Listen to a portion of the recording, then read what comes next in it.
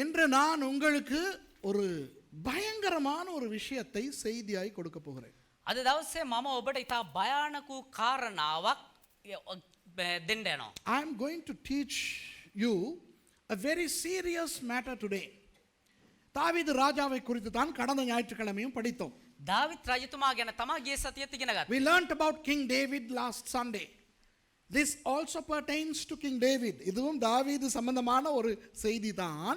මේකත් දාවිත් රජතුමා සම්බන්ධ එක සිද්ධියක් තමා. ஆனால் හැබැයි தாவீதை பற்றி அல்ல, அவருடைய பிள்ளைகளை பற்றி. දාවිත් රජතුමා ගැන නෙවෙයි, එයාගේ දරුවෝ ගැන. So this is not really pertaining to King David, but this pertains to his children. தாவீதுக்கு 19 மகன்மாரும் දාවිත් රජතුමාට පුතුන් 19කුත් ஒரு மகளும் இருந்தார்கள். එක දියණියකුත් හිටියා. இந்த 19க்கும் அந்த பத்ஷேபாவுக்கும் அவருக்கும் தப்பாய் பிறந்த ஒரு குழந்தை செத்து போனது அது சேர்க்கவில்லை. මේ 19 දෙනාට අර බැත්සෙබාට සමග ඒ පාපේ නිසා ඉපදුණු ඒ දරුවව ඒ මියගේ දරුවව ඇතුළත් වෙන්නේ නැහැ. அதையும் சேர்த்தால் 21 பிள்ளைகள். ඒ දරුවත් ඇතුළත් කරා නම් 21ක් දරුවෝ වෙනවා. அந்த பிள்ளை இல்லாமல் ඒ දරුවා නැතිව மகன்மார் 19 පුතුන් පමණක් 19 දෙනෙක් ஒரு மகள். එක දියණියක්. Now King David had 19 sons and one daughter. Now this number excludes the child who was born through the illicit relationship between David and Bathsheba. So I'm not including that infant, okay?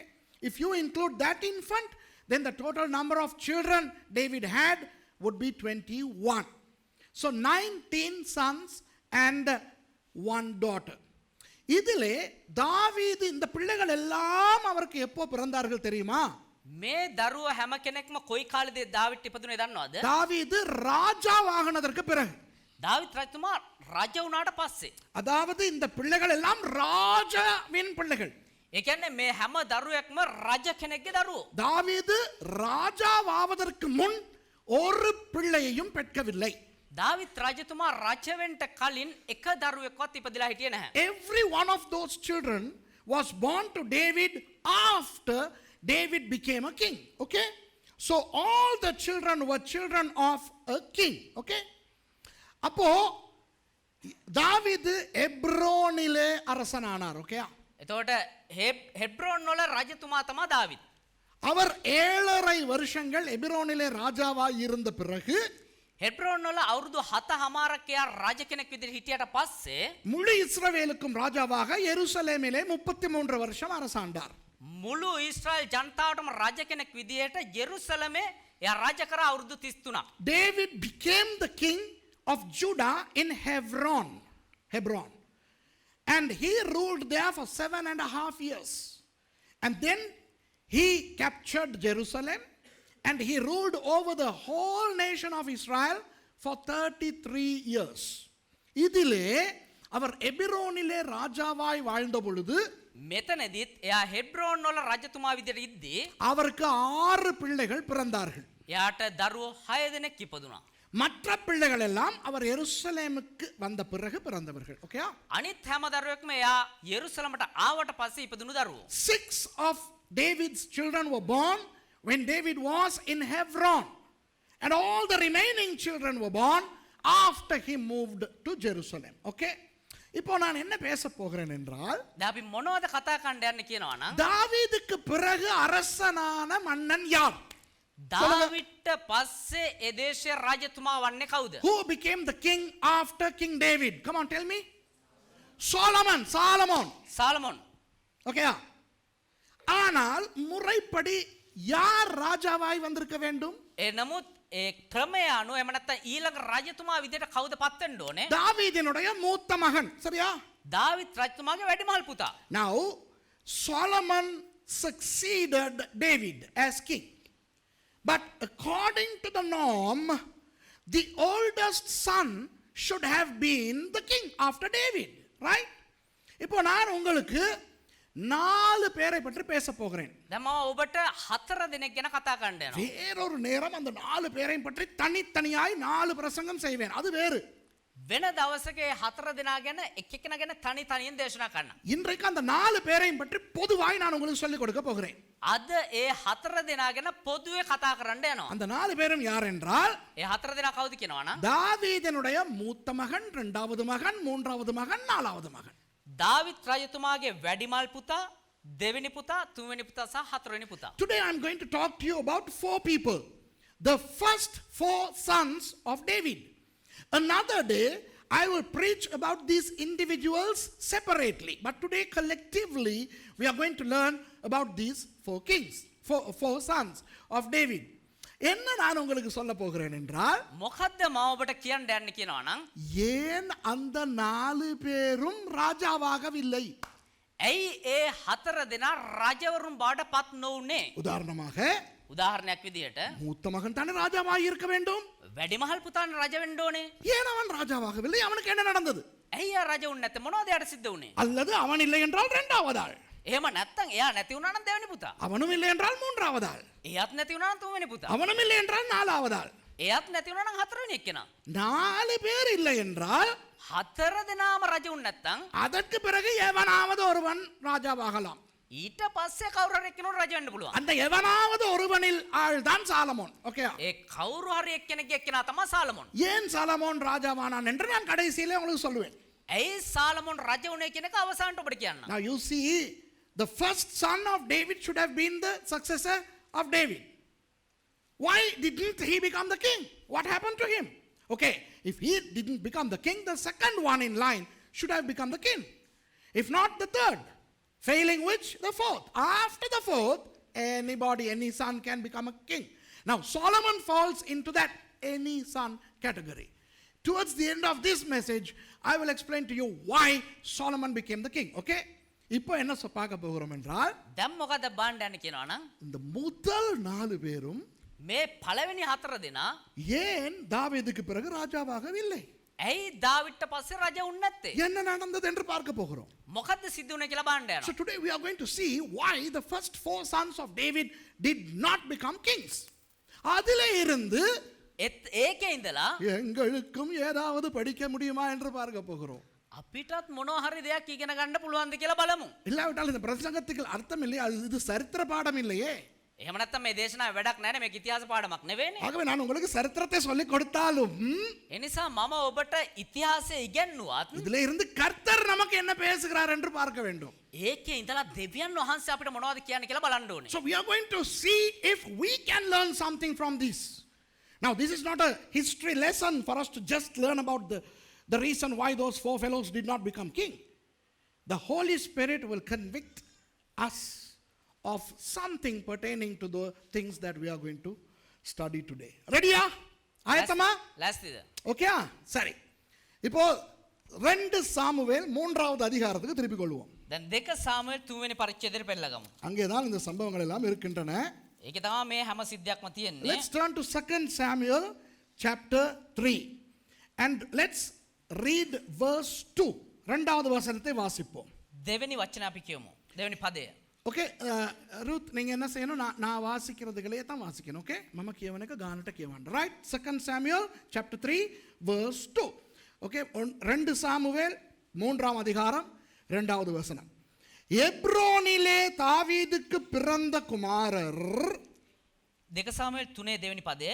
හෙබ්‍රෝන් හිදී දාවිත්ට පුත්‍ර උපන්නෝය. And unto David were sons born in Hebron. இஸ்ரவேல் ஊராளான அகினோவாமிடத்திலே பிறந்த Amnon அவனுக்கு முதல் பிறந்தவன். ඔහුගේ කුළුඳුලා නම් යෙස්රලීය අබිනෝවම්ගෙන් උපන් අම්නෝන්ය.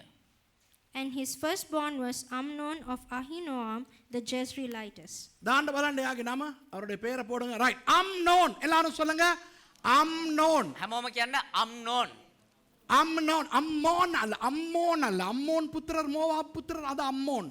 அது வேற. அம்னோன். ஓகே, අම්මෝන් පුත්‍රයෝ නෙමේ අම්නෝන්. this is not Ammon, Moab, that Ammon. This is Amnon. Okay, look at the spelling carefully. Okay, Amnon என்ற பெயரின் அர்த்தம் என்ன தெரியுமா? අම්නෝන් කියන නමේ තේරුම මොකක්ද දන්නවද? நம்பிக்கையானவன். විශ්වාසවන්තයා, විශ්වාස කළ හැක්කා. The meaning of the name Amnon is faithful. Faithful. இவன் தான் தாவீதுக்கு முதல் பிறந்தவன். මෙයා තමා දාවිට පළමුකොට ඉපදුණු කෙනා. இவன் தான் ராஜாவாய் ஆகி இருக்க வேண்டும். මෙයා තමා රජතුමා විදිහට රජ වෙන්න ඕනේ. ஏன் இவன் சிங்காசனத்தை இழந்தான்?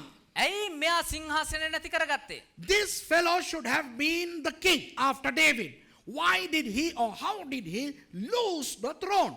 இப்போ அன்பானவர்களே, நம்மை குறித்து வேதம் என்ன சொல்லுகிறது? දැන් ප්‍රේමවන්තනේ අපි ගැන අපි කතා කරලා බලමු. கர்த்தராகிய இயேசு நம்மை ரட்சித்து දෙවියන් වහන්සේ වන්නා වූ යේසුස් ක්‍රිස්තුස් වහන්සේ අපිට ගැලවීම දීලා நம்மை ராஜாக்களாகவும் ஆசாரியர்களாகவும் ஏற்படுத்தி இருக்கிறார். ஆமாவா இல்லையா? අපිව රජවරු ලෙසත් පූජකයෝ ලෙසත් තෝරාපත් කරලා තියෙනවා. Now look at us. We are saved by Jesus and he has made us kings and priests. அப்போ நாம் ராஜாக்களா இல்லையா? එහෙමනම් අපි රජවරු නෙවෙයිද? Are we not kings? Of course, we are kings under the King of Kings. Okay? நாம் ராஜாதி ராஜனுக்கு கீழே இருக்கிற குட்டி குட்டி ராஜாக்கள். අපි ඇවිල්ලා රජුන්ගේ රජ යටතේ ඉන්නව පොඩි පොඩි රජවරු. இதை பார்க்க பிசாசுக்கு விருப்பமா இருக்குமா இல்லையா? මේක බලන්ට යක්ෂයා කැමති වෙනවද නැද්ද? அது பிசாசு என்ன தெரியுமா செய்வான்? ඒතර යක්ෂයා මොනවද දන්නවද කරන්නේ? எப்படியாவது எங்களை சிங்காசனத்திலிருந்து இழுத்து போட தான் பார்ப்பான். කොහොම හරි අපිව සිංහාසනේ ඉඳලා තල්ලු කරලා දාන්න තමයි බලන්නේ. You know, the devil does not like the idea that we are kings and we are seated on thrones when he is cast down. So he would try his level best to pull us down from the throne. பிசாசு எங்களை பார்க்கும்போது பிசாசுக்கு பொறாமையா இருக்குமா இல்லையா சொல்லுங்க? අපිව බලද්දි යක්ෂයාට ඉරිෂාවක් ඇති වේද නැද්ද? நாங்கள் நேற்று வந்தவர்கள். අපි ඇවිල්ලා ඊයේ ආපු කට්ටිය. அவன் வானம் பூமி உண்டாவதற்கு முன்னே கர்த்தரால் சிருஷ்டிக்கப்பட்ட ஒரு தேவதூதன். ඌ ඇවිල්ලා අහස පොළොව මවන්න කලින් දෙවියන් වහන්සේ මැව්වව එකම ඇවිල්ලා. Now, we just came yesterday or day before yesterday, right? But the devil, you know, when he was created as an angel long before God created the earth. அவன் பரலோகத்திலே இருந்தான். ඌ ස්වර්ගයේ හිටියා. அப்புறம் அவன் தள்ளப்பட்டு விட்டானா இல்லையா? ඊට පස්සේ ඌ තල්ලු කරලා පහළ දැම්මද නැද්ද? இன்றைக்கு அவன் பிசாசாய் இருக்கிறான் இல்லையா? අද ඌ යක්ෂයා විදිහට ඉන්නවා. Now he was cast down from heaven and today he is the devil.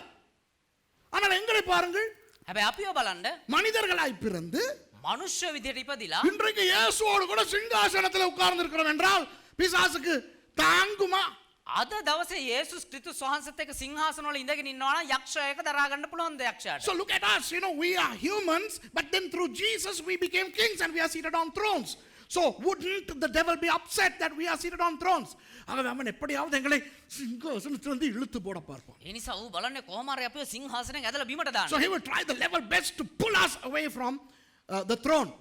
Amnon ஏன் சிங்காசனத்தை இழந்தானோ? අම්නෝන් ඇයි සිංහාසනය නැති කරගත්තේ? அதே விஷயத்தை நமக்கும் போட்டு சிங்காசனத்திலிருந்து நம்மை இழுக்க சாத்தான் பார்ப்பான். ඒ කාරණාවම අපිට දාලා සිංහාසනේ ඉඳලා අපිව ඇදලා දාන්න යක්ෂයා බලනවා. What happened to Amnon to lose the throne?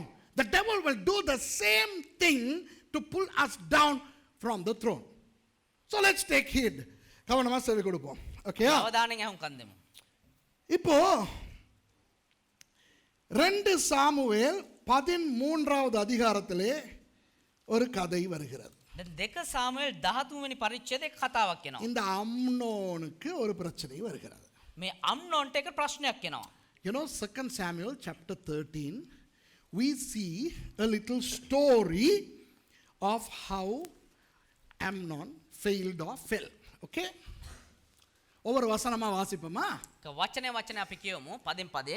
முதலாவது வசனம். පළවෙනි පදය. இதற்கு பின்பு தாவீதின் குமாரனாகிய அப்சலோமுக்கு தாமார் என்னும் பேருள்ள சௌந்தரியமுள்ள ஒரு சகோதரி இருந்தாள். ඉන්පසු මෙසේ සිදුවිය දාවිත්ගේ පුත්‍රු අබ්සලෝම්ට තාමාර් නම් වූ රූමත් සහෝදරියක් සිටියාය. And it came to pass after this that Absalom the son of David had a fair sister whose name was Tamar. என்னை பாருங்க எல்லாரும். සේරම මෙහෙ බලන්න. தாவீதுக்கு எல்லாமே மகன்மார் தானே? දාවිට හැම කෙනෙක්ම දරුවනේ. The පුතුනේ. You see, almost all the children of David were boys. ஆனா ஒரே ஒரு மகள். හැබැයි එකම එක දියණියක්. அந்த புள்ளோட பேர் தாமார். ඒ දියණියගේ නම තාමාර්. But he had one daughter. Her name was Tamar. இப்போ தாவீதுக்கு நிறைய மனைவிமார் தானே, அதை பத்தி இப்ப பேச வேண்டாம். දැන් දාවිත් රජතුමාට බොහෝ බිරින්දෑවරු හිටියා. ඒක ගැන දැන් කතා කරන්න අවශ්‍ය නැහැ. ஆகவே எல்லா பிள்ளைகளும் ஒரே அம்மா அப்பாவுக்கல்ல, அப்பா ஒன்று ஆனால் அம்மா வேற வேற. ඒ නිසා හැම දරුවෙකුටම අම්මලා විවිධ වුණාට එකම තාත්තා කෙනෙක් තමයි හිටියේ. Now David had many wives, so not every child shared the same mother and the father. They were all children of David, but their mothers were different. Okay? Absalom பத்தி பிறகு பார்ப்போம். අබ්සලෝම් ගැන පස්සේ බලමු. அவன் தானா இஸ்ரவேலே அழகானவன். එයා තමයි ඊශ්‍රායල් වලම ලස්සනම කෙනා. Now later on we are going to talk about Absalom, who was the most handsome guy in all Israel.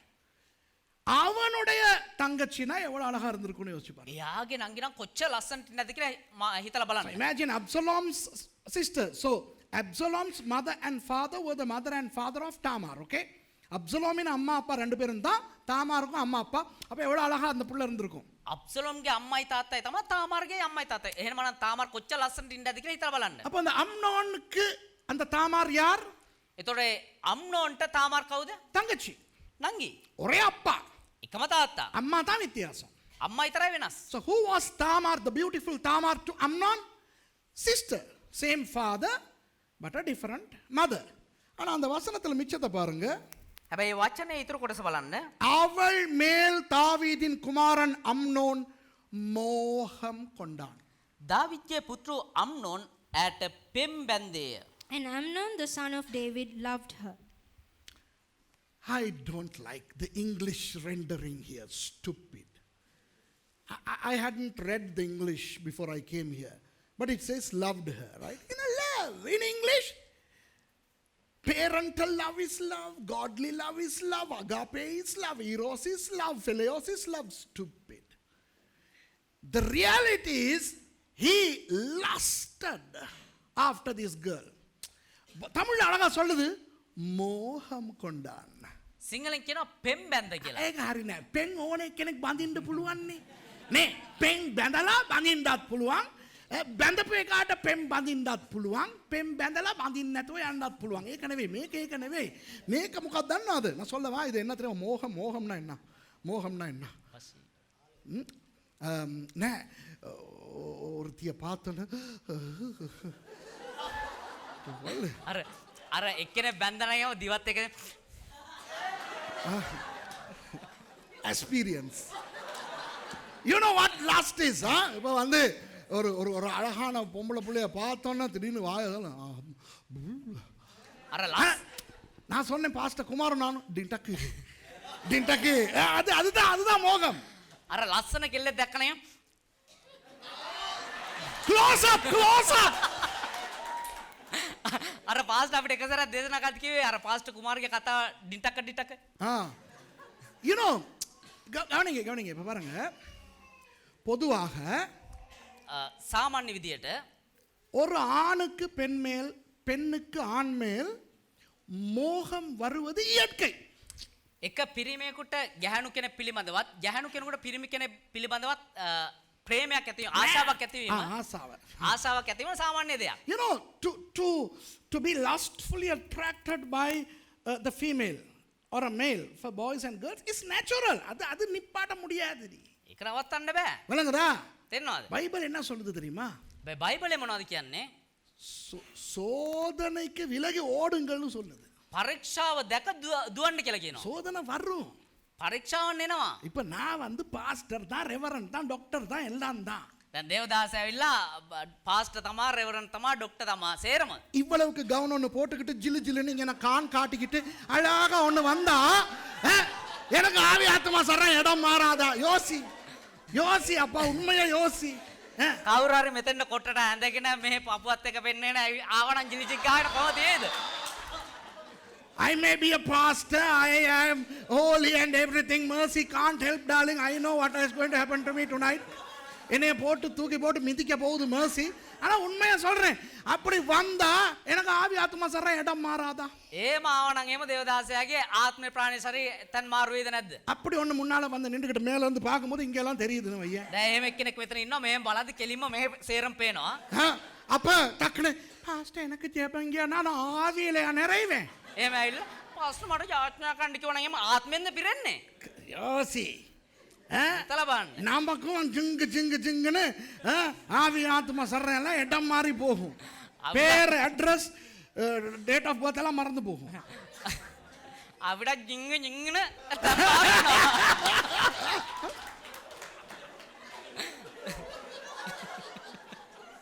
No, when that happens, if a very attractive girl with a very explosive attire comes and says, Pastor Suresh, can you pray for me? I will forget my name, rank and serial number. My spirit, soul and body will deplete. That's natural. இப்போ சில பேர் இருக்கிறாங்க දැන් සමහර අය ඉන්නවා எனக்கு அப்படி நடக்காதுன்னு நினைக்கிறேன். මට එහෙම සිද්ධ වෙන්නේ නැහැ. இவன் தான் பச்சை கல்ல. එයාලා අම්මු හොරේ. Some people who pretend to have no temptation, so holy, Father, Son, Holy Spirit. After that, these are the biggest culprits. இந்த இருக்கிறாங்களே பிதா குமாரன் பரிசுத்தாவிக்கு பிறகு இவன் தான் சோத்ரம், ஹல்லேலூயா, praise the Lord, இவன் தான் கல்ல. මේ ඉන්නවනේ පියාණන් වහන්සේ, පුත්‍රයන් වහන්සේ, සුද්ධාත්ම වහන්සේ ඊට පස්සේ මෙයා ஹalleluya ஓ ஸ்துதி தேவா ඒගොල්ලෝ තමයි අම්මු හොරු. நம்மளாவது நேர்ல பார்த்து ஆயிரும். අපි කෙලින්ම දැකම ඉවරයි. அவன் அப்படி இல்லை, கண்ணை மூடிக்கிட்டு ஜெபிக்கிற மாதிரி, ஆண்டவரே மகளை தொடும் ஆண்டவரே, தொடும் ஆண்டவரே, விளங்குதா? මේගොල්ලෝ ඇවිල්ලා ඇස් දෙක වහගෙන ස්පර්ශ කරන්න ස්වාමීනි. So these culprits, they pretend to be praying, but they will be looking. So மோகம் வருவது இயற்கை. வந்தா ஓகேன்னு நான் சொல்லல. ඒ කියන්නේ ආශාවන් නැති වෙන එක ස්වභාව ධර්මයෙන් සිද්ධ වෙන දෙයක්. ඒක හරි කියලා නෙවෙයි මං කියන්නේ. வேதம் சொல்லுகிறது அப்படி வந்தா ஓடு, சோதனைக்கு விலகி ஓடுன்னு சொல்லி, ஓடி தப்பிச்சுக்கோ, நிக்காத, நின்றா விழுந்துருவ.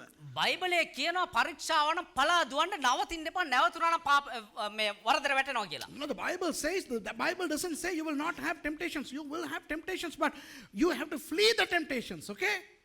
ஆனால் மோகம் ஒரு விவஸ்தையோட வரணுமா இல்லையா? එවැනි ආකර්ෂණයක් එන්නත්, ඒ කියන්නේ ව්‍යවස්ථ කියන சொல்றது සිංහලத்துல, ඒ කියන්නේ ඒකටත් සීමාවක් තියෙන්න ඕනේ. சொந்த மகளை பார்த்து மோகம் வரலாமா? තමුන්ගේ දියණිය බල්ලි වෙලා ආශාව වෙන්න පුළුවන්ද? Can you be attracted to your own daughter? Can you be attracted to your own sister? உங்க தங்கச்சி பார்த்து அப்படி வர முடியுமா? ඔබේ නැගණිය බල්ල එහෙම වෙන්න පුළුවන්ද? விளங்குதா உங்களுக்கு? තේරෙනවද ඔබට? உங்களுடைய இரத்த உறவை பார்த்து மோகம் வர முடியுமா? ඔබේ ලේ සම්බන්ධතාවය බලලා එහෙම එන්න පුළුවන්ද ආශාව? அம்னோனுக்கு தாமார் யார்? අම්නොන්ට තාමාර් කවුද? ஒரே அப்பாவின் மகள், தங்கச்சி. එකම තාත්තගේ මේ දියණිය නංගි. அம்மா வேறையா இருந்தா என்ன, ஒரே அப்பா, ஒரு தங்கச்சி. අම්මා වෙනස් වුණාට මොකද තාත්තා එකයි තමුන්ගේ නැගණිය. It doesn't matter if the mother was different. It's the same father, the same blood. ஆம்பளட அப்பாட ரத்தம் தான் உள்ள போகுது. ඒ අම්නොන්ගේ තාත්තගේ ලේ තමයි දුවන්නේ ඇතුලේ. அப்ப அம்னோனுக்கு கிடைச்ச அதே ரத்தம் தான் தாமாருக்கு கிடைச்சிருக்கு. ஒரே ரத்தம், same blood, right? Amnon's father is the same father for Tamar. එතකොට අම්නොන්ගේ තාත්තගේ රුධිරයම තමයි තාමාර්ගේ ශරීරය තුල දුවන්නේ. இவன் மோகம் கொண்டான். ඔහු ආශා වුණා. உங்களுக்கு தெரியுமா அவன் சிங்காசனத்தை இழந்ததுக்கு காரணம் என்னவென்று? ඔබ දන්නවද ඔහු සිංහාසනය නැති කරගන්න හේතුව මොකක්ද කියලා? மோகம், ඒ ආශාව, tෘෂ්ණාව, இச்சை, மோகம், තෘෂ්ණාව.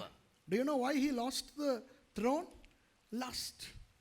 Lust towards his own sister. தன்னுடைய தங்கச்சி மேலேயே அவனுக்கு இச்சை வந்தது. තමුන්ගේ නැගණිය පිළිබඳව ඔහුට තෘෂ්ණාව ආවා. இப்போ கொஞ்சம் ஒரு எக்ஸ்ட்ரீமுக்கு போட்டுமா? உங்களுக்கு ඔබට பிசாசு தவறான மோகங்களை கொண்டு வந்து போட பார்ப்பான். යක්ෂයා වැරදි වූ තෘෂ්ණාවන් ගෙනල්ලා දාන්න බලයි. இவனுடைய கதையை சொல்லட்டுமா உங்களுக்கு? මෙයා කතාව කියන්නද ඔබට? வாசிச்சு பாப்போமா? අපි කියමුද? Shall we read the story of this idiot, this stupid fellow who lusted after his own sister? இந்த தருதலை, இந்த நார நாய் எப்படி என்ன பண்ணான்னு வாசிச்சு பாப்போமா? 2வது வசனம்.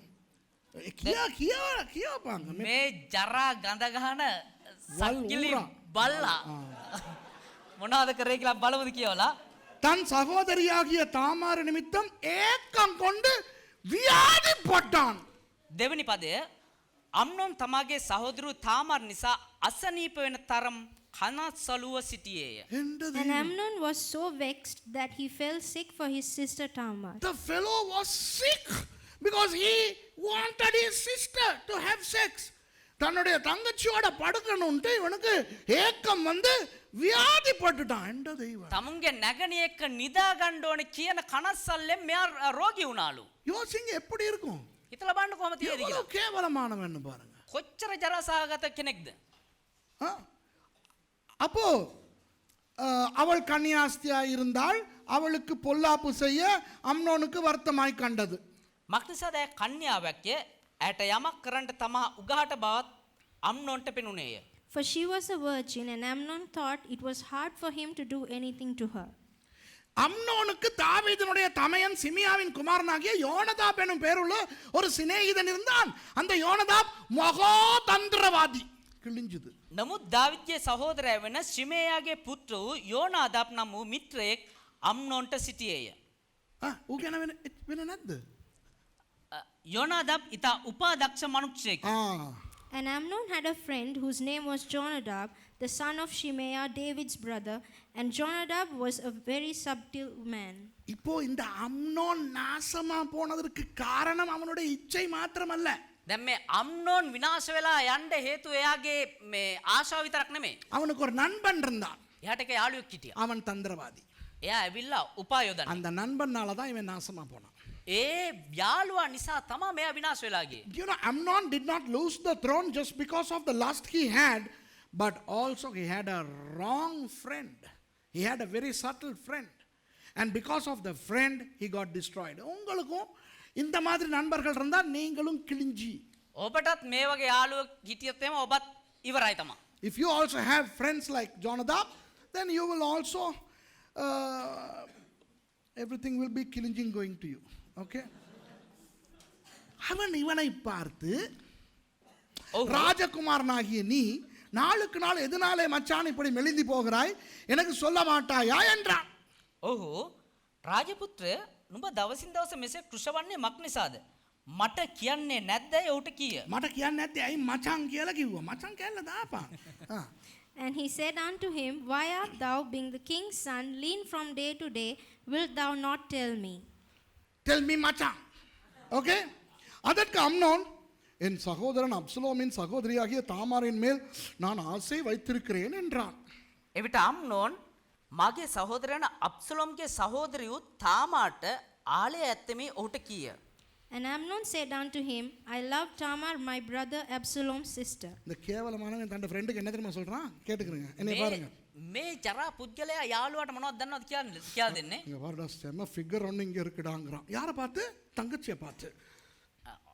මරු කැල්ලක් ඉන්නවා බම් මෙහෙ කියලා කියනවා. කවුරු බල්ලාද? යාළුවා බල්ලා. இப்ப ஃப்ரெண்ட் இவனை பார்த்து நல்ல ஒரு ஃபிகர் ஒன்று இருக்குடா யார்டான்னு கேட்டா இவன் என் தங்கச்சின்னு ஃப்ரெண்ட் ஐயோ சாரி மச்சான் எனக்கு தெரியாதுன்னு அப்படித்தான் கதை வரணும். දැන් යාළුවා මෙයා බල්ලි වෙලා ඒ මරු කැල්ලක් ඉන්නවා බං කියලා කිව්වා. අයියෝ කවුද මේ ළඟිද කියලා අහලා එහෙම තමයි වෙන්න ඕනේ. හැබැයි එහෙම සිද්ධ වුණේ නැහැ. இங்க அண்ணங்காரன் கூட்டாளிக்கு தண்ட தங்கச்ச பத்தி சொல்றான். சூப்பர் ஃபிகர் ஒன்று இருக்கு மச்சான் அப்படின்னு இவனை உயிரோட வைக்கலாமா? දැන් මෙහෙ අයියා තමුන්ගේ යාළුවා බල්ලා කියනවා මරු කැල්ලක් ඉන්නවා මචං කියලා. දැන් මේ මනුස්සයව පණ පිටින් තියන්න පුළුවන්ද? விளங்குதாமே எவ்வளவு கேவலமானவன்ட்டு. දැන් ඔබට තේරෙනවද කොච්චර ජරාසහගත පුද්ගලයෙක්ද කියලා? So this friend is asking him, why are you vexed and ill? He is saying, you know, there is this beauty, that beauty, I am so vexed. சரி இதுக்கு இந்த நண்பன் என்ன சொல்லி இருக்கணும்? දැන් මේකට මේ යාළුවා මොනවද කියලා තියෙන්නේ? ஒரு நல்லவனா இருந்தா யோனதாப் என்ன சொல்லி இருக்கணும்? හොඳ යාළුවෙක් වුණා නම් හොඳ කෙනෙක් වුණා නම් මේ යෝනාදාබ් මොනවද කියන්නේ? What should have the friend told this guy if he was a good guy? அடே மச்சான் அடே அது உண்ட தங்கச்சிடா. අඩේ මොනවද මේ ඔබ කියන්නේ මේ උඹේ නංගියේ බං? அடே அறிவு கட்டவனே சிச்சி தூ இந்த ஐடியாவை விடுடா அப்படின்னு ஃப்ரெண்ட கண்டிச்சிருக்கணுமா இல்லையா? ඒ මෝඩ චි චි තු ඔය අදහස් අතහැරපන් බං. அதுதான் நல்ல ஃப்ரெண்டுக்கு அடையாளம். ඒක තමයි හොඳ යාළුවෙක්ගේ ලක්ෂණය. If he was a good friend, he should have told Amnon, hey, are you crazy? That's your sister, you idiot. So the friend should have corrected the friend. இவர் என்ன தெரியுமா சொல்றாரு? මෙයා මොනවද දන්නවද කියන්නේ? 5வது வசனம். அப்பொழுது யோனதாப் அவனை பார்த்து நீ வியாதிக்காரனை போல உன் படுக்கையின் மேல் படுத்துக்கொள். உன்னை பார்க்கிறதுக்கு உன் தகப்பனார் வரும்போது நீ என் சகோதரியாகிய தாமார் வந்து எனக்கு போஜனம் கொடுத்து அவள் கையினாலே சாப்பிடும்படிக்கு நான் பார்க்க என் கண்களுக்கு முன்பாக சமைக்கும்படி தயவு செய்ய வேண்டும் என்று சொல் என்றான்.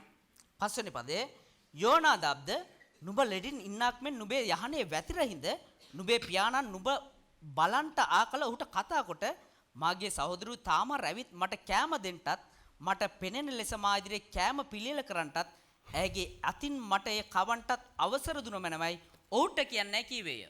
And Jonadab said unto him, Lay thee down on thy bed, and make thyself sick, and when thy father cometh to see thee, say unto him, I pray thee to let my sister Tamar come and give me meat, and rest the meat in my sight, that I may see it and eat it at her hand. இன்றைக்கு நிறைய பேரை விழுத்த பிசாசு யாரை பயன்படுத்துகிறான்? අද දවසේ බොහෝ දෙනා වැටෙන්ට යක්ෂයා කාවද පාවිච්චි කරන්නේ? நண்பர்கள். යාළුවන්ව. Today the devil is using a lot of friends to make us fall. அலங்கதா, ஏய் பைபிள் ஸ்டூடெண்ட்ஸ், බයිබල් ශිෂ්‍යයෝ யாராவது ஒரு பௌத்த பிக்கு வந்து உங்ககிட்ட சொன்னா பைபிள் ஸ்கூல் போகாதன்னு விட்டுட்டு போயிருவீங்களா? කවුරු හරි හාමුදුරු කෙනෙක් ඇවිල්ලා ඔබට කිව්වොත් එහෙම බයිබල් කොලෙජ් යන්න එපා කියලා ඔබ අතල්ලා දාලා යනවද? ரோட்ல போறவன் சொன்னா போவீங்களா?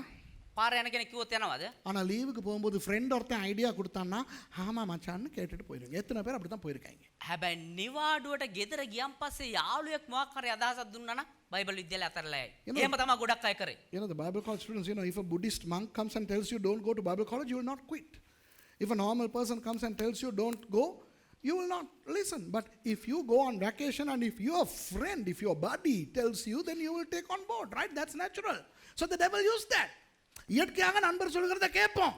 සාමාන්‍ය විදියට යාළුවෝ කියන්නේ ආනවා. அப்போ பிசாசு அதை பயன்படுத்துவான். ඒක යක්ෂයා පාවිච්චි කරනවා. இந்த கேவலம் கெட்ட நண்பன் இவனை திருத்தாம இவனுக்கு ஐடியா கொடுக்குறான். මේ ජරා යාළුවා මෙයාව හදන්න නැතුව මෙයාට අදහස් දෙනවා. மச்சான் சுகமில்லாத மாதிரி போத்திக்கிட்டு படு. ඒ මචං ඔබ ලෙඩ වගේ පොරගෙන් නිදාගනින්. அப்பா வருவார் பார்க்க. තාත්තයි බලන්න. அப்பா கிட்ட சொல்லு, அப்பா வாய்க்கு ருசியா ஏதாவது சாப்பிட ஆசையா இருக்குது, தங்கச்சியை கொண்டாந்து சமைக்க சொல்லுங்கன்னா தங்கச்சி தானே, அப்பா யோசிப்பாரா? තාත්තාවම කියන්නේ අයියෝ තාත්තේ මොන හරි කණ්ඩ ආසයි. නංගි ඔයාලා මොන හරි කණ්ඩ හදලා දෙන්න. තාත්තා සැක කරයිද නංගිනේ? வாசிக்க தேவையில்ல, நீங்க பிறகு வாசிச்சு பாருங்க. இன்ட்ரெஸ்டா இருக்கா கதை? කියවන්න අවශ්‍ය නැහැ. පස්සේ කියලා බලන්න ඉන්ට්‍රස්ට් එක තියෙනවද කතාව? இன்ட்ரெஸ்டா இருக்கா? எத்தனை பேருக்கு இன்ட்ரெஸ்டா இருக்கு? කියනවා ඉන්ට්‍රස්ට් එකේ තියෙනවද? Is it interesting? Is the story interesting? Put your hand up. Hey, if it is interesting, put your hand up. இன்ட்ரெஸ்டா இருக்குதா இருந்தா கையை தூக்குங்க. ආසා හිතන විදිය තියෙනවා නම් අත උස්සන්න. இல்ல இல்ல, நீங்க எத்தனை தடவை வாசிச்சிருப்பீங்க? හිතලා බලන්න ඔබ කීසරක් කියවලද? ஓகே, கதையை சொல்றேன், பிறகு வாசிங்க, டைம் போகுது. වෙලා යන නිසා කියවන්නේ කතාව විතරක් කියන්න. இப்போ இவர் மாப்பிள்ளை படுத்துக்கிட்டாரு. දැන් මෙයා දැන් නිදාගෙන ඉන්නවා. அப்பா வாராரு, தாவீது வாராரு. දැන් දාවිත් රජතුමා එනවා. தாவீது கிட்ட சொல்றான் இவன், දාවිත් රජතුමා ගාව මෙයා කියනවා. அப்பா அப்பா கஷ்டமா இருக்குப்பா. අයියෝ තාත්තේ අමාරුයි තාත්තේ. எனக்கு ஏதாவது வாய்க்கு ருசியா சாப்பிடணும்ப்பா. කටර රහස මොන හරි කන්න ඕනේ තාත්තේ. இந்த வேலைக்காரங்க சமைக்கிறதெல்லாம் வேணாம், என் தங்கச்சிக்கு நல்லா சமைக்க முடியும், அதை கொஞ்சம் அனுப்பி எனக்கு சமைச்சு கொடுக்க சொல்லுங்கப்பா ஒரு 2 நாள். අයියෝ මේ වැඩකරුවනේ ඔය කන්න වේ තාත්තේ. නංගිට රසරු වෙන්න පුළුවන්. එයාගේ අතේවත් මොනවා හරි හදලා එවන්න තාත්තේ. So this fellow is, you know, pretending to be ill, and when David comes, he says, you know, I mean, the servants' food are not tasty. Can I have some personal food cooked by my sister Tamar? தாவீதுக்கு இது அப்செட்டா? தாவீது யோசிப்பாரா? கொஞ்சம் யோசிங்க. தாவீது 2 தடவை யோசிப்பாரா? දාවිත් මේ ගැන දෙපාරක් හිතයිද? இல்லை, உடனே தாமாருக்கு சொல்லியாச்சுங்க, போயிட்டு அந்த அண்ணாட வீட்டில் எல்லாருக்கும் ஒவ்வொரு வீடு இருக்கு, ஒரே ஏரியாவில் நிறைய வீடுங்க இருக்கு. ඒ කියන්නේ එකම තැන උනාට එක එක්කෙනාට වෙන වෙන ගෙවල් තියෙනවා. இப்போ இங்கே பாஸ்டர் துஷாருக்கு ஒரு வீடு, பாஸ்டர் முன்னசிங்கிக்கு ஒரு வீடு, இப்போ மகேஷுக்கு மேலே ஒரு வீடு, அந்த மாதிரி ஒரே ஏரியாவில் வீடுங்க. දැන් මේ පාස් තුෂාට එක ගියා, පාස්ටර් මුනිසිංහට එක ගියක්, මට උඩ තව ගියක්. You know, like here, you know, where we have Pastor Tushara's house, Pastor Munasing's house, Pastor Mahesh's house, you know, in the same area, all these sons of David had their own houses. So David sends Tamar to the house of Amnon to cook for him. தாவீது மகளை அனுப்புறாரு, தாமார் அனுப்புறாரு இது பண்ண சமைச்சு கொடுக்க. දාවිත් තමුන්ගේ දියණිව තාමර යවනවා ගිහලා උයලා දෙන්න කියලා. அந்த புள்ள சந்தேகப்படுமா? ඒ තැනැත්තිය සැක කරයිද? அந்த புள்ள கொஞ்சமாவது யோசிக்குமா, இந்த அண்ணன் என்னைய கெட்ட விதமா பாப்பான்ட்டு? ඒ දියණිය නිකන් හරි සැක කරයිද මේ මගේ අයියා මාව වැරදි විදිහට බලනවා කියලා? Would Tamar, the sister, suspect her own brother So she goes and she's அந்த கவுனை தூக்கிங்கன்னு சொல்லிக்கிட்டு அது சமைக்குது. දැන් එයා ගවම මෙහෙම පොඩ්ඩක් මේ ඉනේ ගහගෙන වෙලා ගිහලා උයනවා. இவன் கட்டில சாஞ்சிக்கிட்டு. දැන් මෙයා ඇඳේ හාන්සි වෙලා You know, when that girl quite innocently cooks for this idiot, he is lusting after her, he is enjoying. இவனை என்ன பண்ணலாம்? கோவம் வருதா இல்லையா உங்களுக்கு? දැන් මොනවද කරන්න පුළුවන් තරහා එයිද නැද්ද? Are you not getting angry towards this idiot, Amnon? You know, that girl is innocent. அவ பாவம் அப்பாவி. ඒ තැනැත්තිය අහිංසකයි. அவ அண்ணாவுக்கு சுகம் இல்லைன்னு சமைக்க வந்துட்டா. ඇය ඇවිල්ලා අයියට අසනීපයි කියලා මේ උයන්න ඇවිල්ලා. அவ சமைச்சுக்கிட்டு கொண்டாந்த உடனே දැන් උයලා ගෙනාපු ගමන් இன்னும் கொஞ்சம் கிட்ட வந்து ஊட்டி விடுங்கிறான். තව පොඩ ළඟට ඇවිල්ලා මට කවන්න කියලා කියනවා. அந்த புள்ள சந்தேகப்படுமா? ඒ තැනැත්තිය සැක කරයිද? அது இன்னங்கிட்ட வந்து ஊட்டி விட போச்சு. ඇය තවත් ළඟ වෙලා කවනවා. அந்த நேரமே மத்தவங்க சொன்னா எல்லாரும் வெளியே போறீங்களா? எல்லாம் போயிட்டாங்க வெளியே. ඒ වෙලාවේ කියනවා සේරම එළියට යනවාද කියලා. ඉතින් සේරම එළියට ගියා. You know, when this girl cooked whatever and when she brought the food, he told the others to get out. They all went. இப்போ என் ரூமுக்கு நீங்கள் யாராவது என் ரூமில் இருந்தீங்கன்னா நான் சொன்னேன்னா கொஞ்சம் எல்லாரும் வெளியே போங்க அப்படின்னு நீங்கள் போக மாட்டீங்களா? දැන් දේවදාසයාගේ රූම් එකට අපි සේරම ගිහිල්ලා ඉන්නකොට පාස්ටර් කිව්වා නම් පොඩ්ඩක් හැමෝම පොඩ්ඩක් එළියට යනවාද කිව්වනම් අපි සේරම යන්නේ නැද්ද? So when you are in my room, if I ask you all to excuse me, just please wait outside, you all will go. எல்லாரும் போயிட்டாங்க. யாராவது சந்தேகப்படுவாங்களா? කවුරු සැක කරයිද? எல்லாம் போன உடனே இந்த படவா என்ன தெரியுமா செஞ்சான்? සේරම ගියාට පස්සේ මේ නරියා මොනවද කරේ දන්නවද? ஐயோ என்னோட பாடுன்னா අර කෙල්ලවල අයියෝ මගෙත් එක නිදාගන්න කියලා අල්ල කරදර ගන්න පටන් ගත්තා. அதுக்கு கொல்லம்பிரிச்சு அது ஷாக் ஆயிருச்சு. ඇය කලබලයටපත් වුණා. අයට මොනවද කරන්න කියලා හිතා ගන්න බැරි You know, තත්ත්වයකටපත් වුණා. after everybody left, this fellow held that girl and said, come and sleep with me, come and sleep with me, I want to sleep with you. இது பதறி என்ன இப்படி ஐயா இப்படிதான் நீ இப்படியா நீ கெடுப்ப யாராவது அது ආගන්න දූෂණය කරන්නවත් දන්නේ නැති අහිංසකෙක් கெடுக்க கூட தெரியாத ஒரு this fellow he doesn't even know to rape. See how he tries to rape. பால் வடிற மூஞ்சி. சீரியஸ் இந்த கதையை கேளுங்க. அந்த பிள்ளை அல்ல கண்டு ஐயோ ஐயோ அண்ணா அண்ணா என்னை விடுங்க அண்ணா அண்ணா என்னை விடுங்க ஐயோ வேணாம் இப்படி ஒரு விஷயம் இஸ்ரவேல்ல நடக்க கூடாது அண்ணா ஐயோ அண்ணா ஐயோ මේක කරන්න එපා ඉස්රායෙල් තුල මේ වගේ දෙයක් වෙන්න හොඳ නැහැ අයියේ මේක තමයි කේවල බලන්න මේක තමයි සිද්ධ. That's exactly what happened. You know, this girl said, oh leave me my brother, such a dangerous thing has never happened in Israel. இஸ்ரவேல்ல இப்படி ஒண்ணு நடக்கல அண்ணா. ඉස්රායෙල් වලම මේ වගේ දෙයක් උන්නේ නැහැ අයියේ. அது வாய் ஒளம்பும் போது மொக்குத்தனமா ஒண்ணு சொல்லுது. ඇයට කියනකොට මේ ගොත ගහ මේ කියන්නේ ඒක. மோட கெல்லைக்கு கட்டிட்டு மேமாத் கியூவா என்ன தெரியுமா சொல்லுது? அப்பா கிட்ட கேளுங்க அப்பா என்னைய கட்டியாவது வைப்பாரு அப்படின்னு. මෝඩ විදිහට කියනවා තාත්තෙන් අහන්න තාත්තා මාව ඔයාලට බන්දලා දෙයි කියලා. பாருங்க அந்த புள்ள வந்து அப்படி சொல்லுது. சரியா? 11வது வசனம். 11 වෙනි පදේ. அவன் சாப்பிடும்படிக்கு அவள் அவைகளை கிட்ட கொண்டு வருகையில் அவன் அவளை பிடித்து அவளை பார்த்து என் சகோதரியே நீ வந்து என்னோட சயனி என்றான். ඒවා ඔහුට කන්ට ළඟට ගෙන ගිය විට ඔහු අල්වා මගේ සහෝදරිය ඇවිත් මා සමග සයනය කරන්නයි ඇයට කීවේය. And when she had brought them unto him to eat, he took hold of her and said unto her, come lie with me, my sister.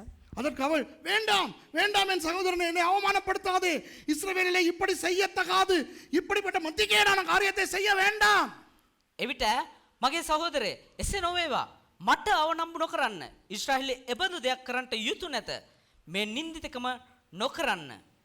And she answered him, nay, my brother, do not force me, for no such thing ought to be done in Israel. Do not thou this folly. நான் என் வெட்கத்தோடு எங்கே போவேன்? நீயும் இஸ்ரவேலிலே மதிக்கெட்டவர்களில் ஒருவனைப் போல ஆவாய். இப்போதும் நீ ராஜாவோட பேசு, அவர் என்னை உனக்கு தராமல் மறுக்க மாட்டார் என்றார். பாத்தீங்களா? மொக்கு மாதிரி பேசுது. එසේ කළොත් මම මාගේ නින්දාව කොතැනගෙන යම්ද? නුඹත් ඊශ්‍රායෙලි නින්දිතකේ එක්කෙනෙකු මෙන් වන්නේය. ඒ නිසා රජුරවන්ට කතා කරන්න ඔහු මා නුඹට නොදී නොසිටින්නේ නැතයි කීවාය. And I, whither shall I cause shame to go? And as for thee, thou shalt be as one of the fools of Israel. Now therefore I pray thee, speak unto the king, for he will not withhold me from thee. ராஜாவோட பேசுங்க, அவர் என்னைய உங்களுக்கு கட்டி கொடுப்பாரு. රජ්ජුරුවත් ඒ කතා කණ්ඩ එයා මාව ඔයාට බන්දලා දෙයිලු. கட்டி கொடுப்பாரா? බන්දලා දෙයිද? அண்ணனுக்கு தாஞ்சா கட்டி கொடுப்பாரா? අයියට නංගිව දෙයිද? இவ தப்புறதுக்கு எதையாவது சொல்லி தப்ப பாக்குறா, பாவம். මේ බේල්ල පැල්ල යන්න මොන හරි දෙයක් කියලා පැල්ල යන්න හදනවා. What she told there was, she wanted to escape from his clutches. So she said, talk to our father, he might give me to you. It will never happen. But she wanted to. No. கெடுத்துறான். නාස්ති කරා. கெடுத்தவுடன் ඒ නාස්ති කරාට පස්සේ அவள் தன்னுடைய அண்ணனுடைய வீட்டுக்கு போய் இருக்கிறான். ඇය තමුන්ගේ සහෝදරයාගේ අයියාගේ ගෙදරට යනවා. சொந்த அண்ணன் அப்சலோம் வீட்டுக்கு போயிட்டு 2 வருஷம் அப்சலோம் வீட்டிலே இருந்துட்டான். තමුන්ගේම අයියා වන අබ්සලෝම්ගේ ගෙදරට ගිහලා අවුරුද්දයක් ඉන්නවා. So after that she ran not to David, she went to her own brother Absalom and she stayed there for 2 years. Absalom இத கேள்விப்பட்ட உடனே අබ්සලෝම් මේක අහපු ගමන් 2 வருஷம் உள்ளுக்குள்ளே வஞ்சம் வச்சிருந்தான். අවුරුදු දෙකක් තිස්සේ වෛරය ඇතුලේ තියාගත්තා. Absalom kept it in his heart for 2 years and 2 years later he conspired against Amnon and killed him. 2 வருஷத்துக்கு பிறகு ஒரு செட்டப் நீங்க வாசிச்சு பாருங்க. ஒரு சம்பவம் ஒரு சூத்திரத்திலே ஒரு விஷயத்தை செய்து அவனை கொலை செய்து விட்டான். අවුරුදු දෙකකට පස්සේ එක උපායක් යොදලා උපක්‍රමශීලීව මෙයාව මරලා දැම්මා. விளங்குதா உங்களுக்கு? තේරෙනවද ඔබට? அப்போ அம்னோன் ஏன் சிங்காசனத்தை இழந்தான்? එමනම් අම්නෝන් ඇයි සිංහාසනය නැති කරගත්තේ? தமிழாக்கள் எல்லாம் சொல்லுங்க. දෙමළ කට්ටියසේරම කියන්න. தவறான மோகம் சொல்லுங்க. තවරාන මෝහம். Okay, why did Amnon lose his throne? Wrong kind of lust. Say that. Wrong kind of lust. Okay? இன்றைக்கு அநேக கிறிஸ்தவர்களையும் ஊழியக்காரர்களையும் சிங்காசனத்தை விட்டு இறக்குவது மோகம்.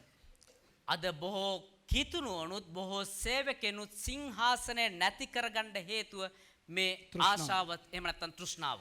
The reason why so many Christians and pastors lose their ministries and their thrones is lust. Okay?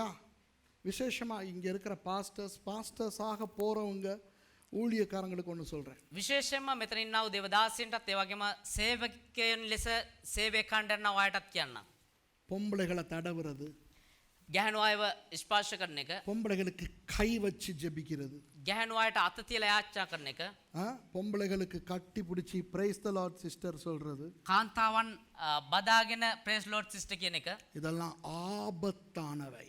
මේක ඇවිල්ලා විපත් කියන දෙන්නා වූ දෙයක්. விளங்குதா? இச்சை எப்போ, மோகம் எப்போ எப்படி வரும்னு தெரியாது. ආශාව කියන එක කොහේ තෘෂ්ණාව කියන එක කොහේ කොතනදී වුණත් ඇති වෙන්න පුළුවන්. Here is a warning to pastors and brothers who are going to become pastors. Perhaps people who are watching. Laying your hands on women to pray, hugging, saying praise the Lord and all that. Be careful. விளங்குதா? இவனுக்கு சொந்த தங்கச்சி மேலேயே மோகம் வந்தது.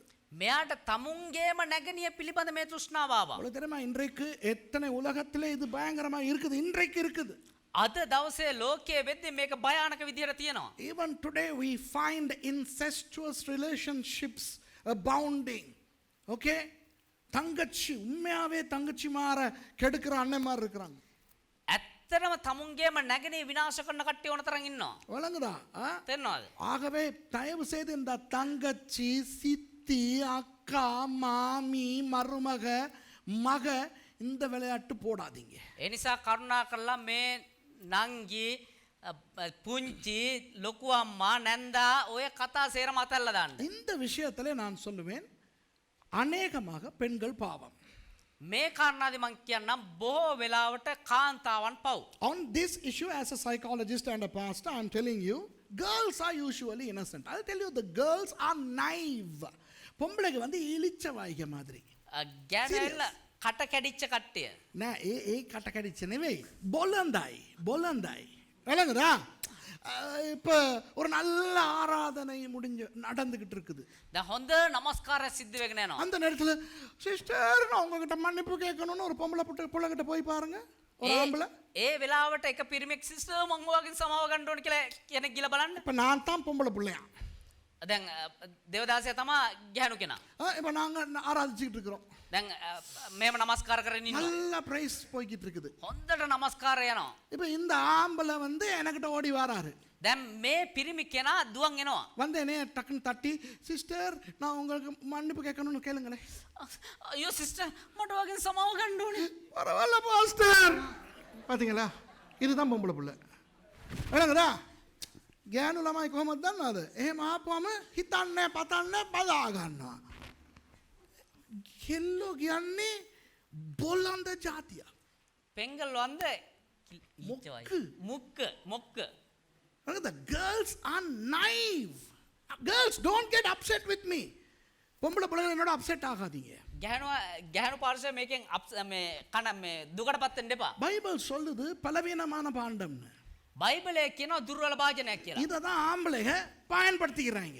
මේක තමයි පිරිමි අය ප්‍රයෝජනට ගන්න. The Bible says women are weaker vessel and that's what the men are using. You know, you can deceive a girl just like that. ஒரு பொம்பளை பிள்ளைய பயங்கரமா ஏமாத்தலாம். விளங்குதா? එක ගැහණු ළමයෙක්ව භයානක විදියට රවට්ටන්න පුළුවන්. ஐயோ சிஸ்டர் எனக்கு உங்ககிட்ட மன்னிப்பு கேட்கணும் கையை தாங்கன்னா அது கண்ணியை கொடுக்கும். அது நினைக்கும் இவன் உண்மையாவே மன்னிப்பு கேட்கத்தான் கொடுக்குறான். අයියෝ සිස්ටර් මට වගේ සමාව ගන්න ඕනේ කියලා අත දුන්නා නම් ඒ ගැහණු පාර්ශවය ඇත්තටම අත දෙනවා. එයා හිතනවා ඇත්තටම තමයි මේ සමාව ගන්න දෙන්නේ. இன்னைக்கு ஒரு நாள் என்னை ஹக் பண்ணுங்க சிஸ்டர்னா அது நினைக்க இன்னைக்கு மட்டும் தான் இவர் ஹக் கேக்குறாருன்ட்டு. අද විතරක් මාව බදා ගන්න සිස්ටර් කිව්වනම් එයා හිතනවා අද විතරයි මේ බදා ගන්න ඉල්ලන්නේ කියලා. இல்ல இப்படி கொடுக்காதீங்க. டைட்டா ஹக் பண்ண கூடாதா? No no. ஓகே பாஸ்டர்னா ஹக் பண்ணி விட்டு. ඇයි අනේ මේ ඈතින් මෙහෙම බදා ගන්න. අනේ ටයිට් එකට බදා ගන්න කියනනම් ඒ ගැහණු පාර්ශවය මේ හිතනවා. அந்த மொக்கு நினைக்கும் ඒ මෝඩ තැනැත්ති හිතනවා இந்த பாஸ்டர் அண்ணே මේ පාස්ටර් අයියා அன்புல கட்டி பிடிக்கிறாருன்னு. මේ ප්‍රේමය නිසා තමයි බදා ගන්න. இவன் கட்டி பிடிச்சிக்கிட்டு விளங்குதா? මෙයා බදාගෙන இதுக்கு தான் நான் சர்ச்சில் சட்டம் போட்டு வச்சிருக்கேன் கட்டி பிடிக்காதேன்ட்டு. வேற ஒன்றும் இல்லை. මේක නිසා තමයි දේවදාසයා සභාවේ නීති දාලා තියෙන බදා ගන්න එපා කියලා. This is why I have put a law saying don't hug. Why? Because women are dumb. They are naive. They will hug you. விளங்குதா? உங்க முன்னுக்கு வந்து குனிஞ்சுக்கிட்டு நிப்பா. அவளுக்கு தெரியாது கான் காட்டிக்கிட்டு இருக்கலான்ட்டு. சீரியஸா நான் சொல்றேன். ඔබේ ඉස්සරහට ඇවිල්ලා නැමිලා මෙහෙම ඉඳි එයාට පෙන්නෑ කානුව පෙන්නන් ඉන්නේ කියලා. அவளுக்கு தெரியாது. ஹலோ பொம்பளைகள் கேட்டுக்கிறங்க. மவளே குனிஞ்சியோ ஆம்பளை பாப்பான். பாப்பான். නැමුණද පිරිමි අය බලනවා. பாஸ்டர்மார் පාස්ටර්ස්ලා அவன் தான் பயங்கரமா பாப்பான். එයාලා තමයි භයානකම වරු. ஆவிக்குரிய அப்பா ආත්මික පියා அவனை தான் நீ நம்பவே கூடாது. එයාව තමයි විශ්වාසම ගන්න ඕනේ නැත්තේ. Don't trust your spiritual father. Don't trust your spiritual brother. Don't trust men. Tamar அம்னோனை நம்பி நாசமாய் போனாள். තාමාර් අම්නොමුව විශ්වාස කළා විනාශ වෙලා ගියා. எல்லாரும் அந்த தாமார் மாதிரி தான் பெண்கள். ගැහැණු පාර්ශවයේ සියලු දෙනාම තාමාර් වගේ තමයි. Tamar trusted her own brother Amnon and her life was ruined. Women are like that. Don't trust men. எந்த ஒரு பொம்பளையும் ஆம்பளைய நம்ப கூடாது. කිසිම ගැහැණු කෙනෙක් පිරිමි කෙනෙක්ව විශ්වාස කරන්න හොඳ නැහැ. என்னைய நம்பலாமா? දේවදාසයා විශ්වාස කරන්න පුළුවන්. என்னைய தான் முதல்ல நம்ப கூடாது. මාව තමයි ඉස්සරම විශ්වාස කරන්න බෑ. நான் பிசாசுக்கு அடுத்ததா நம்பாத ஆள் நான் தான். මම යක්ෂයාට පස්සේ විශ්වාස කරන්නේ නැති ඊළඟ කෙනා මාවම තමයි. விளங்குதா? තේරෙනවද? ஏனென்றால் பிசாசு எங்களை சிங்காசனத்திலிருந்து விழுத்த பார்த்து கொண்டிருக்கிறான். ඇයි කියනවනේ යක්ෂයා අපිව සිංහාසනේ ඉඳලා ඇදලා දාන්න බලාගෙන ඉන්නවා. The devil is trying to take us away from the throne. இன்றைக்கு நிறைய கிறிஸ்தவர்கள் சிங்காசனத்தை இழப்பது மோகம், பிழையான மோகம். අද බොහෝ කිතුනුවන් තමුන්ගේ සිංහාසනය නැති කරගන්නේ මේ වැරදි තෘෂ්ණාව ආසාව. விளங்குதா உங்களுக்கு? உங்களுக்குன்னு ஒரு பொம்பளையை தெரிவு செய்துக்கிறீங்க. ඔබටම කියලා එක තැනැත්තියක් තෝරගන්න. அவளை கல்யாணம் கட்டுங்க. එයාව විවාහ කරගන්න. அவளை நீங்க இச்சையோட பாருங்க ஒவ்வொரு நாளும். තෘෂ්ණාවෙන් ඇය දිහා හැමදාම බලන්න. ஒரு பிரச்சனை கிடையாது. කිසිම ප්‍රශ්නයක් එන්නේ නැහැ. Try to find your own girl, marry her, make her your wife, and then look at her lustfully till you die. சாகர வரைக்கும் அவளை இச்சோட பார்த்துக்கிட்டே போங்க, பிரச்சனையே கிடையாது. මැරෙන කම්ම තෘෂ්ණාවෙන් ඇය දිහා බලාගෙන ඉන්න ප්‍රශ්නයක්ම නැහැ. விளங்குதா உங்களுக்கு? තේරෙනවද? மோகத்துக்கு இடம் கொடுத்து சிங்காசனத்தை இழந்து போக வேண்டாம். තෘෂ්ණාවට ඉඩ ඇරලා සිංහාසනය නැති කරගන්න එපා. don't let lust take place and cause you lose your throne. Okay? Okay? நிறைய நான் ஜோக்கா பேசுறேன். බොහෝ වීලු සහගත හාස්‍ය ජනකව තමයි කතා இதை කරන්නේ. விட டீசெண்டா நான் பேசலாம், கட்டாயம் பேசலாம். எனக்கு தெரியாதா டீசெண்டா பேசுறது? මීට වඩා වැදගත් විදිහට කතා කරන්න පුළුවන්. මම දන්නේ නැද්ද මීට වඩා වැදගත් විදිහට කතා ஆனா කරන්න? இது ஒரு டீசெண்டான விஷயம் இல்ல டீசெண்டா பேசுறதுக்கு. හැබැයි මේක වැදගත් විදිහට කතා කරන්න වැදගත් කතාවක් නෙවෙයි. இது ஒரு கடப்புளி விஷயம், கடப்புளித்தனமா தான் சொல்லணும், அப்பதான் எல்லாருக்கும் விளங்கும். මේ කඩප්පුලි කතාව කඩප්පුලි විදිහට තමාම කියන්න ඕනේ. I know to preach the same message in a very diplomatic manner, but this act is not a diplomatic act. Okay? And therefore I acted and showed you. நான் நினைக்கிறேன் கர்த்தர் நிறைய பேரோட பேசுறாரு. මම හිතනවා දෙවියන් වහන්සේ බොහෝ දෙනෙක් එක්ක කතා කරනවා எத்தனை කියලා. பேர் சொல்லுவீங்க கர்த்தர் பேசுறாருன்னு? කී දෙනෙක් කියනවා දෙවියන් වහන්සේ කතා කරනවා How කියලා? many of you believe that God is talking to you? Right? Okay. ரெண்டாவது, நேரம் போது பரவாயில்ல, செய்ய வழி இல்லை. දෙවනවා ரெண்டாவது மகன், மூன்றாவது 2 சாமுவேல் 3வது அதிகாரத்திலே දෙවෙනි පුත්‍රයා දෙවෙනි සාමුවෙල් 3 වෙනි පරිච්ඡේදයේ 3வது வசனத்திலே வருகிறது. 3 වෙනි පදේ එනවා.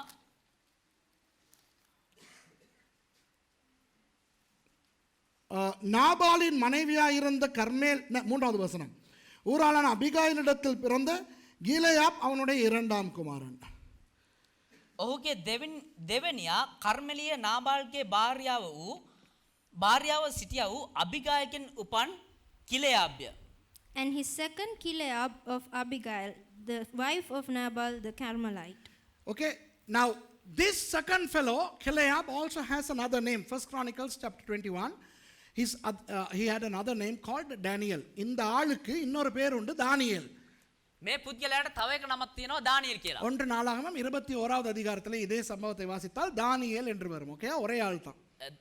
එක ලේකම් விசியக்கே. 21 වෙනි පරිච්ඡේදයේ එක තියෙනවා. ஆனால் இவன் சின்ன வயதில் இறந்து விட்டான். හැබැයි මෙයා කුඩා වයසේදීම මිය ගියා. வேதத்திலே இல்லை, බයිබලයේ නැහැ. ஆனால் சரித்திரத்திலே இருக்கிறது. හැබැයි ඒක ඉතිහාසයේ තියෙනවා. It's not mentioned in the Bible, but according to history, this second son died. அதனால அவனை பத்தி பேச வேண்டிய அவசியம் கிடையாது. Okay? ඒ නිසා එයා ගැන කතා කරන්න අවශ්‍ය වෙන්නේ So නැහැ. let's not talk about this guy. Okay? The tradition says that this fellow died without committing any sin. சரித்திரம் என்ன சொல்லுது தெரியுமா? ඉතිහාසය මොනවද දන්නවද කියන්නේ? இவன் எதுவுமே தப்போ பாவமோ செய்யல, මෙයා කිසිම වරදක්කෝ පාපයක්කෝ කරේ නැහැ. ஆனா செத்து போயிட்டான். හැබැයි මිය ගියා. ஆகவே அதை பத்தி பேச வேண்டாம். மூன்றாவது ஆள் ඒ නිසා එයා ගැන කතා කරන්න අවශ්‍ය නැහැ. 3 වෙනි කෙනා அடுத்த வசனத்துல, அதே வசனத்துல இருக்குது. ඒ වචන ඒ පදේම තියෙනවා. 3ஆம் குமாரன் கேசூரின் ராஜாவான தல்மாய் குமாரத்தியாகிய மாக்காள் பெற்ற அப்சலோம் என்பவன். 3 වෙනියා ගෙෂුරුහි රජවන තල්මයිගේ දූ මයකාගේ පුත්‍රු අබ්සලෝම්ය. And the third, Absalom, the son of Maacah, the daughter of Talmai, king of Geshur. இப்போ மூன்றாவது மகனாகிய அப்சலோம் ராஜாவாகி இருக்க வேண்டும் அல்லவா? දැන් 3 වෙනි පුත්‍රයා වන අබ්සලෝම් රජ විදියට ඉන්න ඕනේ. இவன் ஏன் சிங்காசனத்தை இழந்தான்? ඇයි මෙයා සිංහාසනය නැති කරගත්තේ? Now Absalom should have become the king because Amnon died. In fact, Absalom killed Amnon. Absalom தான் அம்னோனை கொலையே செய்தான். අබ්සලෝම් තමයි අම්නෝන්ව මැරුවේ. 2 வருஷத்துக்கு பிறகு அந்த தாமாரை அம்னோன் கெடுத்து 2 வருஷத்துக்கு பிறகு අර තාමාර්ව අම්නෝන් විනාශ කළා. එහෙම නැත්නම් දූෂණය කළා. අවුරුදු දෙකකට පස්සේ அப்சலோம் என்ன செய்தான்? தன்னுடைய எல்லா சகோதரர்களுக்கும் தன் வீட்டில் ஒரு விருந்து வைத்தான். අබ්සලෝම් මොනවද කරන්නේ? තමුන්ගේ හැම සහෝදරයෙක්ම කැඳවලා එක කෑම මේස සංග්‍රහයක් සාදයක් පවත්වනවා. One day, 2 years after Amnon raped Tamar, Absalom had a feast for all his siblings. அந்த நேரத்தில் அவன் வேலைக்காரனுக்கு சொன்னான், ඒ වෙලාවේ යා වැඩකාරයන්ට කියනවා நான் ஒரு சிக்னல் கொடுப்பேன், මම එක සලකුණක් දෙන්න. அந்த நேரத்தில் நீங்கள் உடனே எழும்பி அம்னோனை கொலையே செய்து விடுங்கள் என்று. ඒ වෙලාවේ ඔබ ඒ මොහොතේම අම්නෝව මරලා දාන්න කියලා. So he had told his servants, I will give you a signal, and at that moment you all rise up and slay Amnon. அது நடந்தது. ඒක සිද්ධ වුණා. அப்போ திடீரென இவன் இப்படி சொன்னவுடன் ඒතකොට එක පාටම මෙයා මෙහෙම කරලා කියපු සලකුණක් දුන්න ගමන් அப்சலோமின் வேலைக்காரர்கள் எல்லாரும் அம்னோனை வெட்டி கொன்று விட்டார்கள். අබ්සලෝම්ගේ වැඩකාරයෝ සේරම අම්නෝන්ව මරලා දැම්මා. மற்ற சகோதரர்கள் எல்லாம் தங்களுடைய கோவேறு கழுதைகளில் ஏறி பயந்து ஓடி விட்டார்கள். අනිත් සහෝදරයෝ සේරම තමුන්ගේ රතවල ඒ අශ්ව පිට නැගලිලා බයෙන් දුවලා පැනලා ගියා. So when Absalom gave the signal, his servants killed Amnon, and all the other brothers got on their mules and they ran to their homes. Okay? இவனுக்கு தெரியும் தாவீது இதனால அப்செட் ஆகுவாருன்னு அப்பா. මෙයා දැනගත්තා මේ නිසා තමගේ තාත්තවන දාවිත් මේ කනස්සලු වෙයි කියලා. அதனால் இவன் உடனே புறப்பட்டு தன்னுடைய அம்மாவின் அப்பாவோட தாத்தா வீட்டுக்கு வேறொரு நாட்டுக்கு ஓடிட்டான். ඒ නිසා මෙයා මොනවද කරන්නේ? මේ මොහොතේම ලෑස්තිලා තමන්ගේ අම්මගේ තාත්තගේ රටට වෙන පිට රටකට පැනලා යනවා. So he knew that David would be upset.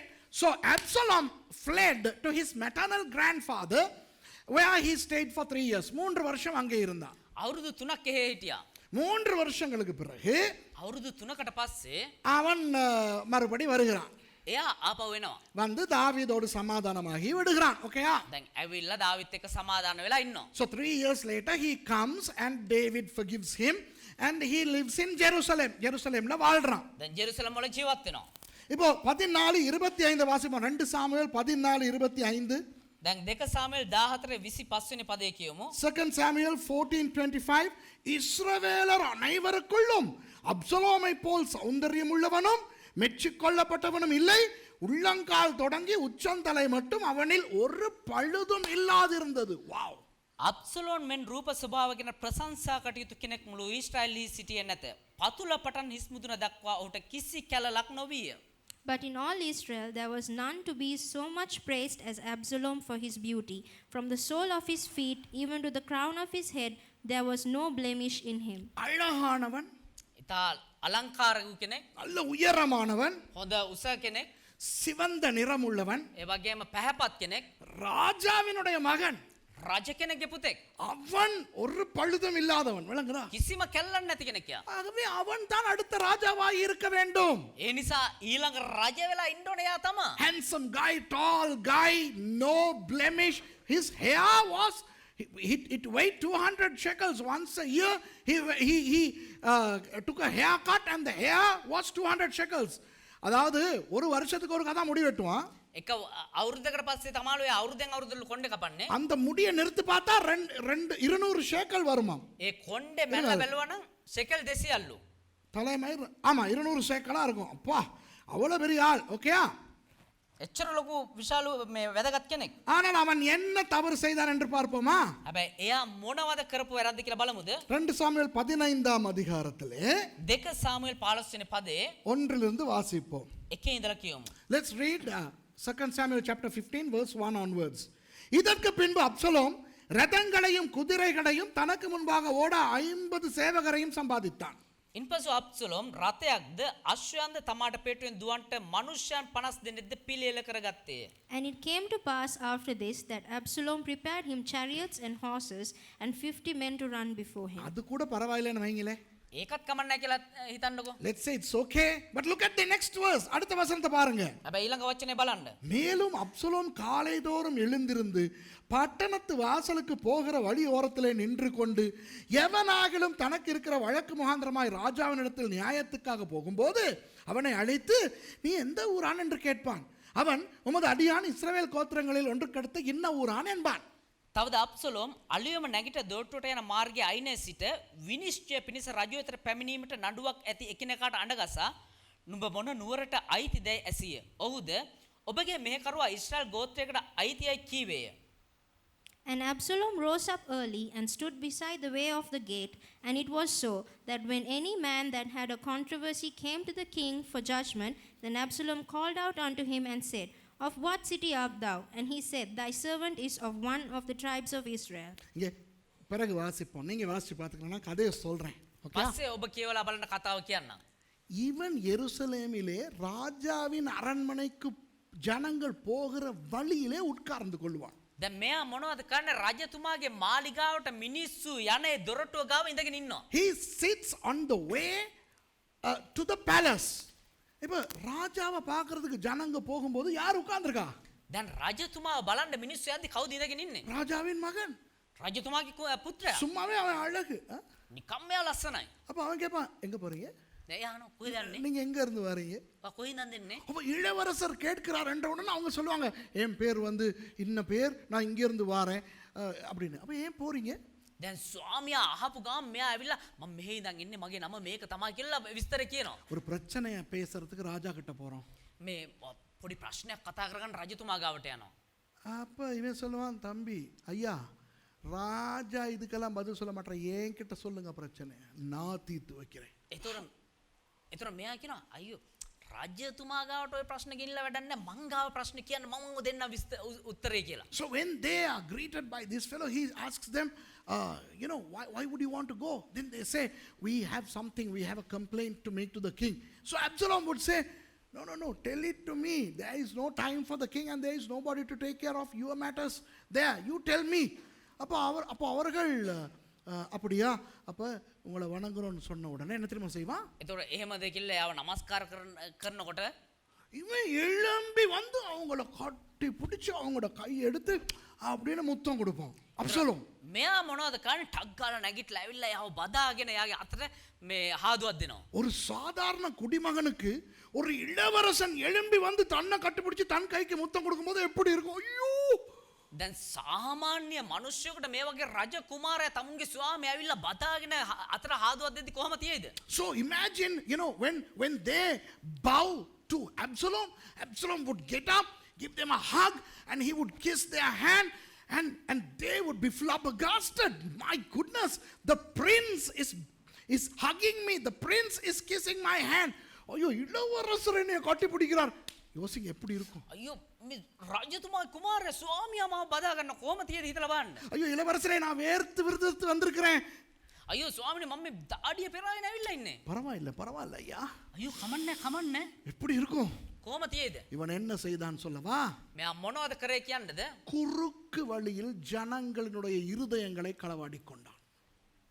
ඒ ජනතාවගේ හදවත් මෙයා හිමීට වැරදි විදියට හොරාගත්තා. Okay, he in a shrewd manner. Let's read verse 6. ஆறாவது வசனத்தை வாசிப்போம். 6 පදයේ 5-6 வாசிங்க. 5-6 எவனாகிலும் ஒருவன் அவனை வணங்க வரும்போது அவன் தன் கையை நீட்டி அவனை தழுவி முத்தம் செய்வான். இந்த பிரகாரமாக அப்சலோம் ராஜாவினிடத்தில் நியாயத்துக்காக வரும் இஸ்ரவேலருக்கு எல்லாம் செய்து இஸ்ரவேல் மனுஷருடைய இருதயங்களை கவர்ந்து கொண்டான்.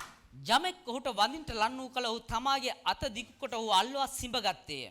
විනිශ්චය පිණිස රජු ළඟට සියලු ඉස්රායලයන්ට අබ්සලෝම් මේ ආකාර කොට හොරෙන් ඉස්රායල් මනුෂ්‍යයන්ගේ සිත් දිනා ගත්තේය. And it was so that when any man came nigh to him to do him obeisance, he put forth his hand and took him and kissed him. And on this manner did Absalom to all Israel that came to the king for judgment. So Absalom stole the hearts of the men of Israel. Hello, ஏன் Absalom சிங்காசனத்தை இழந்தான் தெரியுமா? ඇයි අබ්සලෝම් සිංහාසනය නැති කරගත්තේ දන්නවද? மக்களை திருப்திப்படுத்த போனான். ජනතාව තෘප්තිමත් කරන්න සන්තෝෂ කරන්න ගියා. Do you know why Absalom lost the throne? He tried to please people. வேதம் என்ன சொல்லுகிறது? බයිබලේ මොනවද කියන්නේ? மனுஷனை திருப்திப்படுத்தாதே. මනුෂ්‍යයන්ව තෘප්තිමත් කරන්න එපා. The Bible says, be not men pleasers. Don't please people. மனுஷனை திருப்திப்படுத்தாதே. பைபிள் சொல்லுது. බයිබලේ කියනවා මනුෂ්‍යව තෘප්තිමත් කරන්න එපා. இன்றைக்கு நிறைய பாஸ்டர்மார் என்ன செய்கிறார்கள்? අද බොහෝ දේවදාසයෝ මොනවද කරන්නේ? விசுவாசிகளை திருப்திப்படுத்திக் கொண்டிருக்கிறார்கள். ඇදලි වන්තයන්ව තෘප්තිමත් කරමින් ඉන්නවා. விளங்குதா? பிரதர், நீங்க எத்தனை மணிக்கு சர்ச்சுக்கு வந்தாலும் பரவாயில்ல பிரதர். brother ඔය කීයට සභාවට ආවත් කමක් නැහැ brother. நீங்க எத்தனை ஞாயிற்றுக்கிழமைக்கு ஒருக்கா சர்ச்சுக்கு வந்தாலும் பரவாயில்ல பிரதர். ඔබ ඉරුදින කීයකට සැරයක් සභාවට ආවත් කමක් නැහැ brother. நீங்க எவ்வளவு காணிக்கை போட்டாலும் போடாட்டியும் பரவாயில்ல பிரதர். ඔබ කොච්චර පොන්රක් දැම්මත් දැම්මේ නැතත් කමක් නැහැ brother. இதெல்லாம் கேள்விப்பட்டிருக்கீங்களா? මේවා අහලා තියෙනවද? Have you heard this? Some pastors don't tell you have to come on time. It doesn't matter at what time you show up. And the pastors don't bother if you don't come to church every Sunday. And the pastors don't bother if you don't pay tithes or whatever. நாங்கனா எங்க சர்ச்ல காணிக்கையே எடுக்கவே மாட்டோம். අපි නම් අපේ සභාවේ පඳුරු එකතු කරන්නේව නැහැ. ஒரு பெட்டியை வைப்போம். එක පෙට්ටියක් තියෙනවා. விருப்பமானவன் போட்டுட்டு போகட்டும். කැමති අය ඇවිල්ලා දාලා ගියපු දෙන්. We never collect offerings. We never talk about tithes. We have a box in a corner. If people like, they can come and pay their tithes and offerings. So you are pleasing people. மனுஷனை திருப்தியா வச்சிருக்கிறோம் நாங்க. ඒ නිසා අපි මිනිස්සුව තෘප්තිමත් කළ සන්තෝෂයෙන් තියලා තියෙනවා. நாங்க யாரையும் ஹர்ட் பண்ண மாட்டோம். අපි කවුරුත් රිදවන්නේ නැහැ. எங்க விசுவாசிக கிட்ட கேட்டு பாருங்க. අපේ ඇදිලිවන්තයින් අහලා බලන්න. ஹர்ட்டே ஆக மாட்டாங்க. ඒගොල්ලෝ වේදනාවට පත් වෙන්නෙම නැහැ. விளங்குதா உங்களுக்கு? තේරෙනවද ඔබට? கேள்விப்பட்டிருக்கீங்களா இதெல்லாம்? අහලා තියෙනවද මේ සේරම? விளங்குதா உங்களுக்கு? තේරෙනවද ඔබට? அப்சலோம் අබ්සලෝම් யாருடைய ஆவி? කාගේ ආත්මයද? அப்சலோமின் ஆவி. අබ්සලෝම්ගේ ආත්මය. What is that spirit? The spirit of Absalom, pleasing people. ஜனங்களை திருப்திப்படுத்தாத, මනුෂ්‍යවන තෘප්තිමත් කරන්න එපා. கர்த்தரை திருப்திப்படுத்த வேண்டும். දෙවියන් වහන්සේ තෘප්තිමත් කළ යුතුයි. குறுக்கு வழியில் இவன் ஜனங்களை எல்லாம் ஆதாயப்படுத்தி விட்டு பிறகு நீங்கள் வாசித்து பாருங்கள். මග ඉඳලා මෙයා මනුෂ්‍යයන් අතරට ගිහිල්ලා இவன் எபிரோனுக்கு போய் அப்பா கிட்ட சொல்றான். நீங்க வாசிச்சு பாருங்க பிறகு, சரியா? பைபிள்ல இருக்கு. බයිබලේ තියෙන ඔයාලා කියවලා බලන්න මෙයා හෙබ්‍රෝන් වල තාත්තා ගාවට ගිහිල්ලා எருசலேம்ல அப்பா கிட்ட போய் சொல்றான். යෙරුසලමේ තාත්තා ගාවට ගිහලා කියනවා அப்பா எபிரோனுக்கு நான் போயிட்டு ஆண்டவருக்கு பலி ஒன்று செலுத்திருக்கு. තාත්තා මම හෙබ්‍රෝන් වලට ගිහිල්ලා දෙවියන් වහන්සේට පූජාවක් කරන්න තියෙනවා. நான் 3 வருஷம் எங்க தாத்தாட நாட்டுல போயிட்டு ஒளிஞ்சிருந்தேன் இல்லையா டாடி? මම අවුරුදු 3ක් අර සීයාගේ ගෙදරට ගිහිල්ලා මේ රටට ගිහිල්ලා හැංගිලා හිටියානේ. அப்ப நான் ஆண்டவர்கிட்ட ஒரு பொருத்தனை பண்ணினேன். එතකොට මම දෙවියන් වහන්සේට එක බාරයක් ඔප්පු වුණා. நீர் என்னை மறுபடியும் எருசலேமுக்கு கொண்டு வந்தால் ඔබ නැවත වාරයක් මාව යෙරුසලමට එක්කන් ආවනම් நான் எபிரோனுக்கு வந்து உமக்கு பலி செலுத்துவேன். මම හෙබ්‍රෝන් වලට ඇවිල්ලා ඔබට පූජාවක් ඔප්පු කරන්නම්. தாவீது நம்பிட்டார். දාවිත් රජතුමා විශ්වාස කරා. சரி மகனே போயிட்டு வான்னு அனுப்பிட்டார். හරි පුතේ ගිහිල්ලා එන්න කියලා යවුවා. You know, this fellow told David, Daddy, you know, when I was in exile with my maternal grandfather for 3 years, I pledged to God saying that if you take me back to Jerusalem, I will go to Hebron and I will offer you a sacrifice. So now that I am back here, can I go and offer a sacrifice in Hebron? David said, wonderful son, go. You know what this fellow did? இவன் என்ன தெரியுமா செஞ்சான்? මෙයා මොනවද දන්නවද කරේ? எபிரோனுக்கு போய் හෙබ්‍රෝන් වලට ගිහිල්ලා தன்னை ராஜாவாக ஏற்படுத்தி තමුන් රජ කෙනෙක් විදියට සරසගෙන ஜனங்களுக்கெல்லாம் சொல்லி அனுப்பினான், அப்சலோம் ராஜாவாகி விட்டார் என்று. මිනිස්සුන්ට පණිවිඩය එවුවා අබ්සලෝම් රජ වුණා කියලා. This fellow went to Hebron where David became the king first. ஹெப்ரோன்ல தான் ராஜா முத தாவீது ராஜாவானார் அந்த இடம். දාවිත් රජතුමා පළමු වතාවට රජ වුණ හෙබ්‍රෝන් වල ඒ ස්ථානයේ තමයි. So this fellow went and he made himself a self-proclaimed king and he told the people of Israel this, and everybody began to treat Absalom as a king. தாவீதுக்கு என்ன நடந்தது தெரியுமா? දාවිත් මොනවද සිද්ධ වුනේ දන්නවද? தாவீதும் அவரோட இருந்தவங்களும் தப்பி ஓடி யோர்தானுக்கு அடுத்த பக்கத்துல போய் ஒளிஞ்சிக்கிட்டாங்க. முழு நாடும் அப்சலோம் பக்கம் போயிருச்சு. දාවිත් රජතුමා හොරෙන් පැනලා දුවනවා මේ යෝර්දානගෙන් එකට මුළු රටම අබ්සලෝම් අතර ගියා. You know, since all the people were for Absalom because of what he did, David and his people had to run away to the other side of Jordan. இன்றைக்கு சபைகளிலே என்ன நடக்கிறது சொல்லவா? ஹலோ, கேக்குறீங்களா? අද සභාවේ මොනවද සිද්ධ වෙන්නේ කියලා කියන්නද? அன்று தாவீது, එදා දාවිත් அவர் இஸ்ரவேலுக்கு ராஜா. එයා ඊශ්‍රායල් වලට රජතුමා. இன்று தாவீதின் குமாரனாகிய இயேசு අද දාවිත්ගේ කුමාරයා වන්නා පුත්‍රයා වන්නා යේසුස් சபைகளுக்கெல்லாம் ராஜா. ஆமாவா இல்லையா? සභාවට රජතුමා.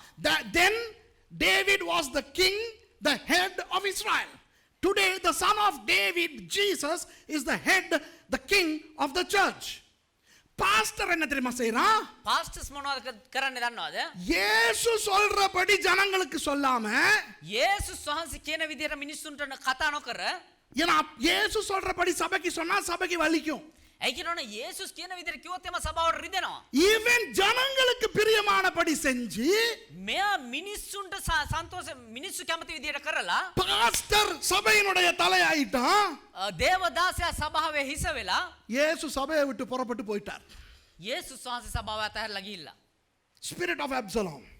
You know, today many pastors, they don't say to the church what the real head Jesus says, because people will get hurt.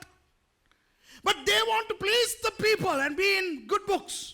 So when people are so pleased with the pastor, the real head Jesus has taken off from the church. இப்போ இஸ்ரவேல்ல தாவீது இல்ல, அவர் யோர்தானுக்கு அங்கால வேற நாட்டுக்கு போயிட்டார். දැන් දාවිත් රජතුමා ඉස්රායල් අතහැරලා යෝර්දානෙන් වෙන රටකට ගියා. යෝර්දාන් එහා පැත්තට. அதுபோல ඒ වගේ சபையின் தலைவர் ராஜா இயேசு சபையை விட்டுட்டு போயிட்டார். සභාවේ රජවන්නව හිසවන්නව යේසුස් වහන්සේ සභාව අතහැරලා ගියා. நீங்கள் தெரிந்து கொள்ளுங்கள், நீங்கள் வீடியோல பார்க்கறவங்க தெரிந்து கொள்ளுங்க. වීඩියෝ එක බලන කට්ටිය තේරුම් ගන්න. உங்களுடைய சபை ராஜாவாகிய தாவீதின் குமாரன் நடத்தணுமா அல்லது அப்சலோம் நடத்தணுமா? ඔබේ සභාව දාවිත් රජතුමාගේ පුත්‍රයා වන්නව කුමාරයා වන්නව යේසුස් ක්‍රිස්තුස් වහන්සේ පවත්වන්න ඕනේ, එහෙම නැත්නම් අබ්සලෝම් කරන්න ඕනේද? ඔගොල්ලෝ තීරණය ගන්න. You decide whether you need Jesus, the son of David, to be your head or the Absalom to be your head. Absalom உங்களுக்கு பாஸ்டரா இருக்கணுமா இருந்தா අබ්සලෝම් ඔබේ පාස්ටර් වෙලා ඉන්න ඕනේ නම් அந்த ஆளுடைய பிரசங்கம் உங்களுக்கு வலிக்காது. ඒ පුද්ගලයාගේ දේශනාව ඔබ රිදවන්නේ නැහැ. அந்த ஆளுடைய சட்ட திட்டங்கள் உங்களுக்கு வலிக்காது. එයාගේ නීති රීති ඔබට රිදෙන්නේ නැහැ. ரொம்ப கம்ஃபர்டபுளா இருக்கும், ரொம்ப வசதியா இருக்கும். හොඳ ඒක සැප පහසුව තියෙයි. If you belong to a church run by Absalom, okay, you will not be hurt. You will not be corrected. Do you know the meaning of Absalom? Absalom ட பேர் அர்த்தம் என்ன தெரியுமா? අබ්සලෝම්ගේ නමේ තේරුම දන්නවද මොකක්ද කියලා? அப்பா. Av means அப்பா. තා- தாத்தரா. තාත්තා. Shalom, peace, சமாதானே. ஷலோம் சமாதானே. சமாதானத்துக்கே அப்பா. பேர் எப்படி சூப்பர் இல்லையா? සමාදානයේ පියා. The meaning of the name Absalom is Av means father, Shalom means peace. The father of peace. எங்க பாஸ்டர் வந்து ரொம்ப எல்லாரோடையும் சமாதானமா தான் இருப்பார். අපේ දේවදාසයල හැමෝත් එක්කම සමාදානෙන් තමයි ඉන්නේ. ஐயோ எங்க பாஸ்டர் வந்து ரொம்ப தங்கமானவரப்பா. අයෝ අපේ පාස්ටර්ල රත්තරන් මිනිස්සෙක් අප්පා. நாங்க ஒரு ஞாயிற்றுக்கிழமை சர்ச்சுக்கு வராட்டி අපි එක ඉරුදින සභාවට ගියේ නැත්තම් ஓடி வருவார் பார்க்கறதுக்கு ஏன் வரலன்னு. දුවන් එනවා ඇයි ආවේ නැති කියලා බලන්න. ஹலோ, හලෝ நீங்க சர்ச்சுக்கு வராட்டி ඔබ සභාවට ආවේ නැත්තම් அப்சலோம் ஓடி வருவான் உங்க வீட்டுக்கு. අබ්සලෝම් දුවලා එයාලා ගෙදෙට්ට. ஆனா தாவீதின் குமாரன் என்ன தெரியுமா சொல்லுவாரு? හැබැයි දාවිද්ගේ පුත්‍රයා මොනවද දන්නවද කරන්නේ? நீ என்ன தேடி வா. උඹ මාව හොයාගෙන වරෙන්. விளங்குதா? ஆனா அது உங்களுக்கு பிடிக்காது. හැබැයි ඔබට ඒක දිරවන්නේ නැහැ. உங்களுக்கு உங்களை தேடி வரவங்க தான் வேணும். ඔබට ඕනේ ඔබ හොයාගෙන එන කට්ටිය உங்களை තමයි. தடவுறவங்க தான் வேணும். ඔබ හුරතල් කරන කට්ටිය තමයි ඕනේ. உங்களை காயப்படுத்தாத பாஸ்டர் தான் வேணும். ඔබ තුවාල නොකරන දේවදාසින් තමයි ඕනේ. இதுதான் அப்சலோம். මේ තමා අබ්සලෝම්. விளங்குதா? තේරුණාද? The spirit of Absalom is ruining churches today. If people don't come on Sunday, these fellows go running looking for them. Why, what happened? விளங்குதா? ஆண்டவர் பேசுறாரா? දෙවනාසේ කතා කරනවාද? Is God talking to you? Do you want David or Absalom? உங்களுக்கு வேண்டியது தாவீதா அப்சலோமா? ඔබට අවශ්‍ය දාවිද්ද අබ්සලෝම්ද? ஆமா, தாவீது ஓடுனா. ඔව් දාවිද් දිව්වා. அப்சலோம் ஜெயித்தான். අබ්සලෝම් ජයගත්තා. ரொம்ப காலத்துக்கு இல்ல. හැබැයි ගොඩ කාලයකට නෙවෙයි. Yes, David had to flee. Absalom won the victory. He was the king, but not for too long. Do you know what happened? என்ன நடந்தது தெரியுமா? මොනවද සිද්ධ වුනේ දන්නවද? ஒரு நாள் தாவீது பார்த்தார். එක දවසක් දාවිත් රජතුමා බැලුවා. நான் திரும்ப உள்ள வருவேன். யோர்தானை கடந்து அவர் உள்ள வந்தார். මම නැවත ඇතුළට යනවා කියලා යෝර්දානයේ තුලින් එයා යෝර්දාන ගඟේ එගොඩට ආවා. அப்சலோம் தன்னுடைய சேனைகளோடு தாவீதோடு யுத்தம் பண்ண போனான். අබ්සලෝම් දාවිත් රජතුමාගේ සේනාවත් එක්ක යුද්ධයට ගියා. One day David decided to come back to Israel. He crossed the Jordan and he came to Israel with his little faithful army. ஒரு கொஞ்சம் பேர் தான் தாவீதுக்கு இருந்தாங்க. දාවිත් රජතුමා ඉතා සුළු පිරිසක් තමයි හිටියේ. But Absalom had the whole nation of Israel and he came to fight David. இன்றைக்கு சில பாஸ்டர்மார் இயேசுவோடு சண்டை பிடித்துக் கொண்டிருக்கிறார்கள். අද සමහර දේවදාසයෝ යේසුස් වහන්සේත් එක්ක රණ්ඩු කරගෙන ඉන්නවා. இயேசு சொல்லுவார், යේසුස් වහන්සේ කියනවා எனக்கு விருப்பமானபடி சபையை நடத்து. මට කැමති විදිහට සභාව කරපන්. ஆனா பாஸ்டர் சொல்லுவார், හැබැයි පාස්ටර් කියනවා முடியாது, எனக்கு ஆத்துமா இல்லாம போயிரும். හැබැයි මට බෑ මට ආත්ම නැති වෙලා යයි. முடியாது, எனக்கு காணிக்கை இல்லாம போயிரும். බෑ මට පඳුරු නැති වෙලා යයි. முடியாது, எனக்கு ஜனங்கள் போயிட்டாங்கன்னா எனக்கு கஷ்டம், எனக்கு ஜனங்கள் வேணும். බෑ මට මේ මිනිස්සු නැති වුණොත් මට අමාරුයි. அப்பதான் எனக்கு பாஸ்டர்ஸ் கான்ஃபரன்ஸ்ல அப்படி சொல்லலாம், எனக்கு 500 பேர் இருக்காங்க, எனக்கு 1000 பேர் இருக்காங்கன்னு. එතකොට තමා දේවදාසින්ගේ සම්මන්ත්‍රණ රැස්වීම වලදී කියන්න පුළුවන් මට 500 කියන මට 1000 ඉන්නවා ஆனா කියලා. நீங்க சொல்றபடி நடத்தினா இயேசுவே හැබැයි යේසුස් වහන්සේ ඔබ වහන්සේ කියන විදිහට කරා නම් 5 பேர் இருக்க மாட்டான் எனக்கு. 5 දෙනෙක්වත් ඉන්න තියෙනවා. எனக்கு அப்படி முடியாது. මට එහෙම බෑ. எனக்கு ஜனங்கள் வேணும், මට මිනිස්සු ඕනේ. எனக்கு காணிக்கை வேணும், මට පඳුරු ඕනේ. எனக்கு தசம பாகம் வேணும். මට දසෙන් කොටස් ඕනේ. இதுதான் அப்சலோமுக்கும் தாவீதுக்கும் இடையில நடக்கிற யுத்தம். මේක තමයි අබ්සලෝම්ට දාවිත් රජතුමාත් අතරමැද සිදු වුණු Today යුද්ධය. Absalom's are waging war against David. Okay, the majority is with Absalom. Okay, பகுத்தரை அப்சலோம் காவ, பெரும்பான்மை வந்து அப்சலோம் பக்கம். වැඩි පිරිසක් අබ්සලෝම් ගාව. தாவீது கொஞ்சம் பேரோட உள்ள வரார். என்ன நடந்துன்னு சொல்லவா? දාවිත් සුළු පිරිසක් එක්ක ඇතුළට එනවා. මොනවද සිද්ධ වුනේ කියන්නද? இந்த கொஞ்சம் பேர் මේ සුළු පිරිස அப்சலோமுடைய அவ்வளவு பேர்ல අබ්සලෝම්ගේ ඒ සියලු පිරිස 20,000 பேரை வெட்டுனாங்க. විසි දහක් දෙනාව කපල දැම්ම. 20,000 of Absalom's people got killed. வேதம் ஒரு அழகான ஒரு வசனம் சொல்லுது. බයිබලේ ඉතා ලස්සන පදයක් I කියනවා. love it. There is a beautiful verse in chapter 18, 2 Samuel chapter 18. දෙක සාමුවෙල් 18 වෙනි පරිච්ඡේදය. 8வது வசனம். 8 වෙනි පදය. யுத்தம் அந்த தேசம் எங்கும் பறந்தது. යුද්ධය රට මුල්ලේ පැතිර ගොස් Read verse 8, yeah. For the battle was there scattered. அன்றைய தினம் பட்டயம் பட்சித்த ஜனங்களை பார்க்கிலும் காடு பட்சித்த ஜனங்கள் அதிகம். එදා කඩුවෙන් විනාශ වුණාට වඩා වැඩි සෙනගක් වනයෙන් විනාශ වුණෝය. And the wood devoured more people than that day than the sword devoured. தாவீதினுடைய ராணுவம் கொஞ்சம் தானே, දාවිත් රජතුමාගේ පිරිස ඉතා සුළු පිරිසක් නේ. அதனால இவர்களுக்கு அவ்வளவு பெரிய ராணுவத்தோட சண்டை பிடிக்க முடியல. ඒ නිසා අච්චර පිරිසක් එක මේගොල්ලෝ රණ්ඩු මේ යුද්ධ ගන්න බෑ. David's army was small, so they could not fight against the huge army of Absalom. What did God do? God used the woods in favor of David. தாவீதுக்கு உதவியாக ஆண்டவர் காட்டை பயன்படுத்தினார். දාවිත් රජතුමා උදව් විදියට දෙවියන් වහන්සේ වනය පාවිච්චි කරා. என்ன நடந்தது? මොනවද සිද්ධ වුණේ? யுத்தம் பண்ண வர்றவன் எல்லாம் காட்டு மரங்கள்ல சிக்கி செத்து போனான்.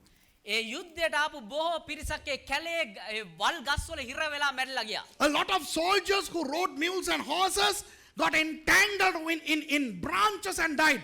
Absalom also experienced that. அப்சலோமுக்கு அதான் நடந்தது. வாசிப்போமா? அப்சலோன்ටත් ඒක තමයි සිද්ධ වුණේ. அப்சலோம் தாவீதின் சேவகருக்கு எதிர்ப்பட்டான். 9வது வசனம். 9 වෙනி පදය. Verse 9. And Absalom met the servants of David. Okay, listen. Absalom தாவீதின் சேவகர்களுக்கு எதிர்ப்பட்டான். ஓகேயா? அப்சலோம் தම අශ්වතරයා පිට නැගී යද්දී அப்சலோம் கோவேறு கழுதையின் மேல் ஏறி வரும்போது And Absalom rode upon a mule. அந்த கோவேறு கழுதை சன்னல் பின்னலான ஒரு பெரிய கர்வாலி மரத்தின் கீழ் வந்ததினால் දාවිත්ගේ සේවකයන්ට මුණ ගැසුණේය. අශ්වතරයා මහත් අලෝන ගසක් ඝන ශාඛා යටින් යද්දී And the mule went under the thick boughs of a great oak. அவனுடைய தலை கர்வாலி மரத்தில் மாட்டிக்கொண்டு ඔහුගේ හිස අලෝන ගසට අසු වී And his head caught hold of the oak. அவன் வானத்துக்கும் பூமிக்கும் நடுவே தொங்கினான். அவன் ஏறி இந்த கோவேறு கழுதை அப்பாலே போயிற்று. ඔහු අහසටත් පොළොවටත් අතරේ එල්ලි උන්නේ. ඔහු නැගී සිටි අශ්වතරයා යන්ට ගියේය. And he was taken up between the heaven and the earth, and the mule that was under him went away. Absalom பார்க்கறான் தாவீதுடைய சேவகர்கள் கொஞ்சம் பேர். අப்සලෝම් බලනවා දාවිත් රජතුමාගේ පිරිස ඉතා සුළු පිරිසක්. கொஞ்சம் பேர். டேய் நான் அப்சலோம் டி. පොඩි පිරිසක් මම අப்සලෝන්. பட்டயத்தோட வர டகட கியப்பா. අශ්වගෝන් ටිට් කියලා එන අශ්වයා පිටේ. Now Absalom saw the people of David, only a small group. Oh, I can smite them. And he was swinging the sword and he was riding the mule. Takada. இவன் கீழே ஜனங்களை தானே பார்த்துக்கிட்டு இருந்தான். මෙයා දැන් ඉන්න ඔය පහළ ඉන්න පිරිස දිහානේ බලන් ඉන්නේ. மரத்தை கவனிக்கல. මෙයා ඒ ගහ දැක්කේ නැහැ. ஒரு Y ஷேப்ல ஒரு வாது இருந்துச்சு. මේ Y අක්ෂර හැඩයට එක අතු දෙකක් තිබුණා. இவன்ட தலை வந்து அதுல மாட்டிக்கிருச்சு. கழுத போயிருச்சு. தொங்கிட்டு இருக்கான். මෙයාගේ ඔළුව ගිල්ල ඒකේ හිර වුණා. මෙයා එල්ලුණා ඒකේ. He didn't notice the branch which was like an upside down Y and his neck got entangled. சேவகர்கள் பார்த்தாங்க. දැන් මේ සේවකයෝ බැලුවා. தொங்கிட்டு இருக்கான். එල්ලිගෙන ඉන්නවා. குத்துனா செத்துருவான். ඇන්නනම් මැරලා යනවා. ராஜாட மகன் இல்லையா? රජතුමාගේ පුතානේ. அவருக்கு போய் யோவாபுக்கு சொல்லுகிறாங்க அப்சலோம் தொங்கிக்கிட்டு இருக்கிறார். ඒ නිසා යෝඅබ්ට ගිහලා කියනවා අබ්සලෝම් එල්ලිලා ඉන්නවා. So the servants of David saw this guy hanging on the tree and they did not want to kill him because it was king's son. So they went and told Joab. And Joab said, why didn't you kill? I would have given you 10 shekels. நீங்க அவனை கொன்றுக்கலாமே, நான் உங்களுக்கு 10 தாலந்து கொடுத்திருப்பேனே. Shekel. ඌව මරලා දාන්න තිබුණා. මම ඔබට තලන්ත 10ක් දෙනවනේ. இளவரசரை எப்படி ஐயா கொல்றது? ස්වාමියාව රජතුමාගේ පුතාව කොහොමද මරන්නේ? இரு வாரேன் அவர் வந்தாரு, தொங்கிக்கிட்டு இருக்கிறான். හිටපන් එන්න කියලා එනවා. එල්ලිලා ඉන්නවා. ஒரு கையில வச்சிருக்காரு ஒரு ஈட்டி. මෙයා ගාව තිබ්බ එක හෙල්ලයක්. Joab comes and he says, Absalom is hanging. மவனே நீ அடி ராஜாவுக்கு கேம் கேட்ட? උඹද පුතේ රජතුමායින් ගේම ඉල්ලුවේ. ஒரு எதிர்ப்பு இல்ல. කිසිම දෙයක් නැහැ. அவன் அங்க ஆன்னு தொங்கிக்கிட்டு இருக்கிறான். අරයා මෙහෙම දඟලගෙන ඉන්නව එල්ලිලා. அப்சலோம் செத்து போனான். එතනම ඉවර අබ්සලෝම් මිය ගියා. அப்சலோம்கள் ரொம்ப காலம் தாக்கு பிடிக்க முடியாது. අබ්සලෝම් ලට ගොඩාක් කාලයක් නටන්න බෑ. Absaloms cannot survive for long. Do you know how David died? தாவீது எப்படி செத்தார் தெரியுமா? දාවිත් රජතුමා කොහොමද මැරුණේ? வயது முதிர்ந்து වයසට පැමිණලා கட்டில்ல படுத்து அவர் வயசு போய் இறந்து போனார். ඇඳේ නිදාගෙන ඉද්දී වයසට ඇවිල්ලා මිය ගියා. David lived until he was very old and he died. Okay? But Absalom, who could have become the next king in a right way, சரியான முறையில் அழகா ராஜாவாகி இருக்கலாம். හරි විදිහට ලස්සන්ට රජතුමෙක් විදිහට ඉන්න පුළුවන්. ஆனால் மனிதர்களை திருப்திப்படுத்த போய் හැබැයි මනුෂ්‍යයන්ව තෘප්තිමත් කරන්න ගිහිල්ලා தன்னுடைய லாபத்துக்காக තමුන්ගේ ලාභය උදෙසා குறுக்கு வழியில் மனிதர்களை திருப்திப்படுத்த போய் මැද ඉඳගෙන මනුෂ්‍යයන්ව විමසන්න ගිහිල්ලා சிங்காசனத்தை இழந்து போனான். සිංහාසනය නැති කරගත්තා. You know, he wanted to please God and he lost his throne. கடைசி ஆளை பத்தி பாப்போமா? අන්තිම කෙනා දිහා බලමු. அதோனியா. අදෝනියා. 2 சாமுவேல் 3ஆம் அதிகாரத்துக்கு போவோம் மறுபடி. Let's go back to 2 Samuel chapter 3. දෙක සාමුවෙල් 2 වෙනි පරිච්ඡේදයට ආපහු පෙරලා ගමු. 4ஆம் குமாரன் 4வது வசனம். 4ஆம் குமாரன் ஆகீத் பெற்ற அதோனியா என்பவன். 4 වෙනි පදේ සතරවෙනියා හග්ගිත්ගේ පුත්‍රෝ අදෝනියාය. And the fourth, Adonijah, the son of Haggith. Adonijah was the fourth son. அவனுடைய பேரின் அர்த்தம் என்ன தெரியுமா? එයාගේ නමේ තේරුම මොකක්ද දන්නවද? Adonai என்றாலும் கர்த்தர், අදෝනායි කියන්නේ ස්වාමීන් වහන්සේ, யாஹ்வே என்றாலும் கர்த்தர், යාහ්වේ කියන්නේ ස්වාමීන් වහන්සේ, Adonai கர்த்தர் தான், யாஹ்வே கர்த்தர், அதுதான் பேரின் அர்த்தம்.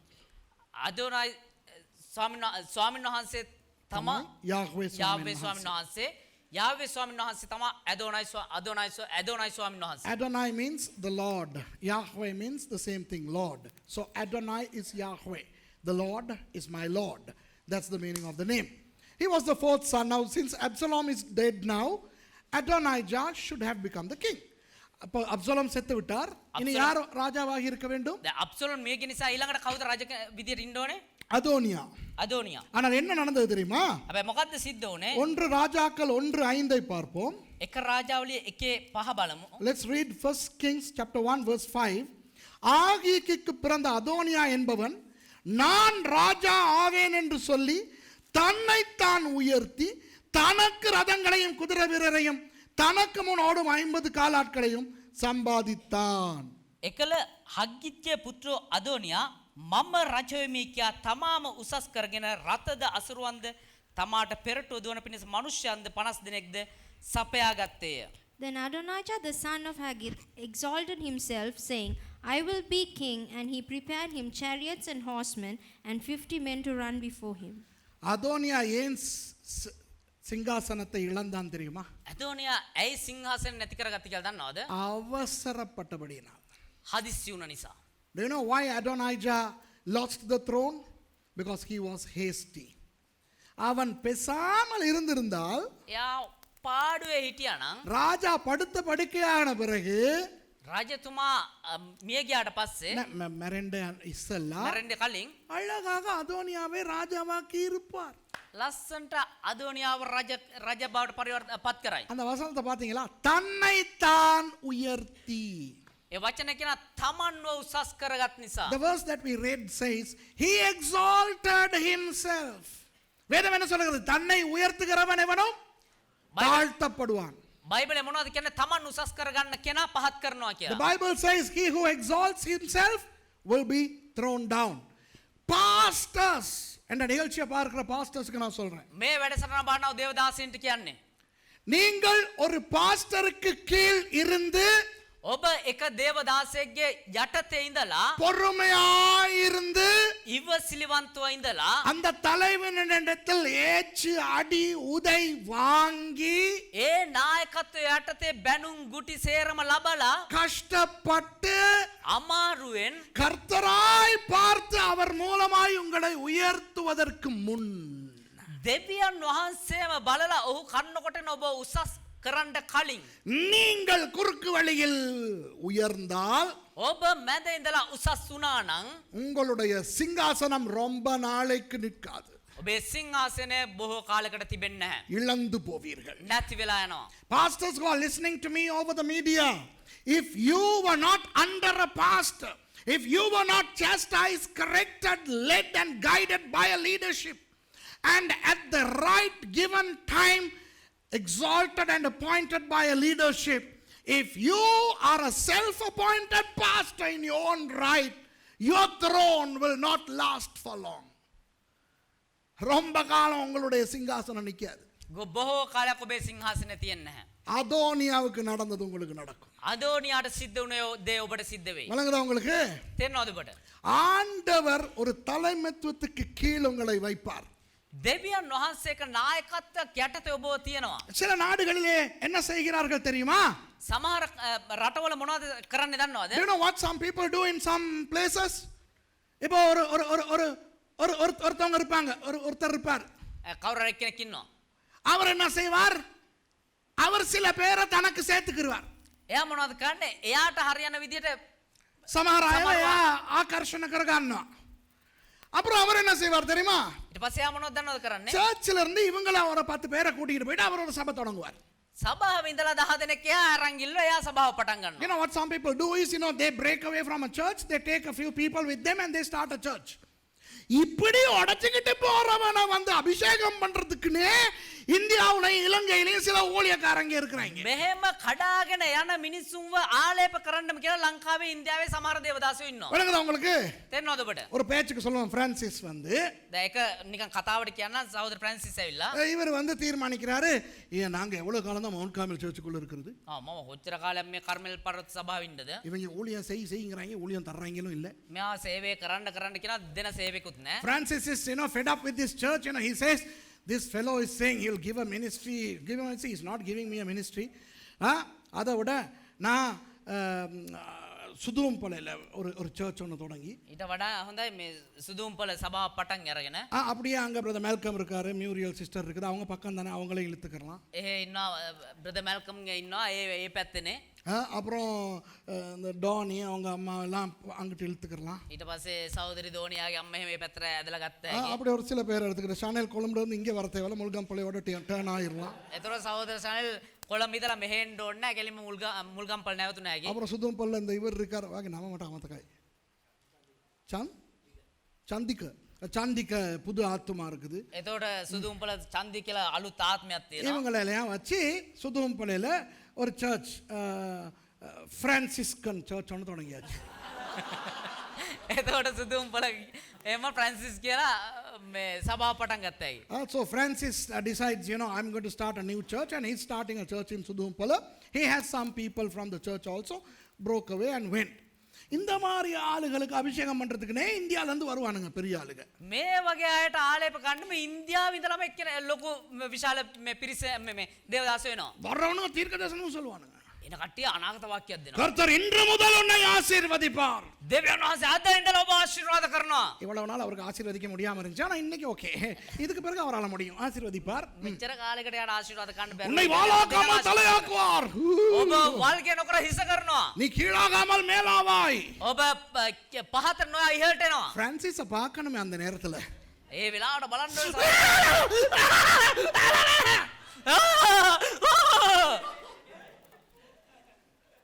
Reverend Francis. பூஜ்ய பிரான்சிஸ்.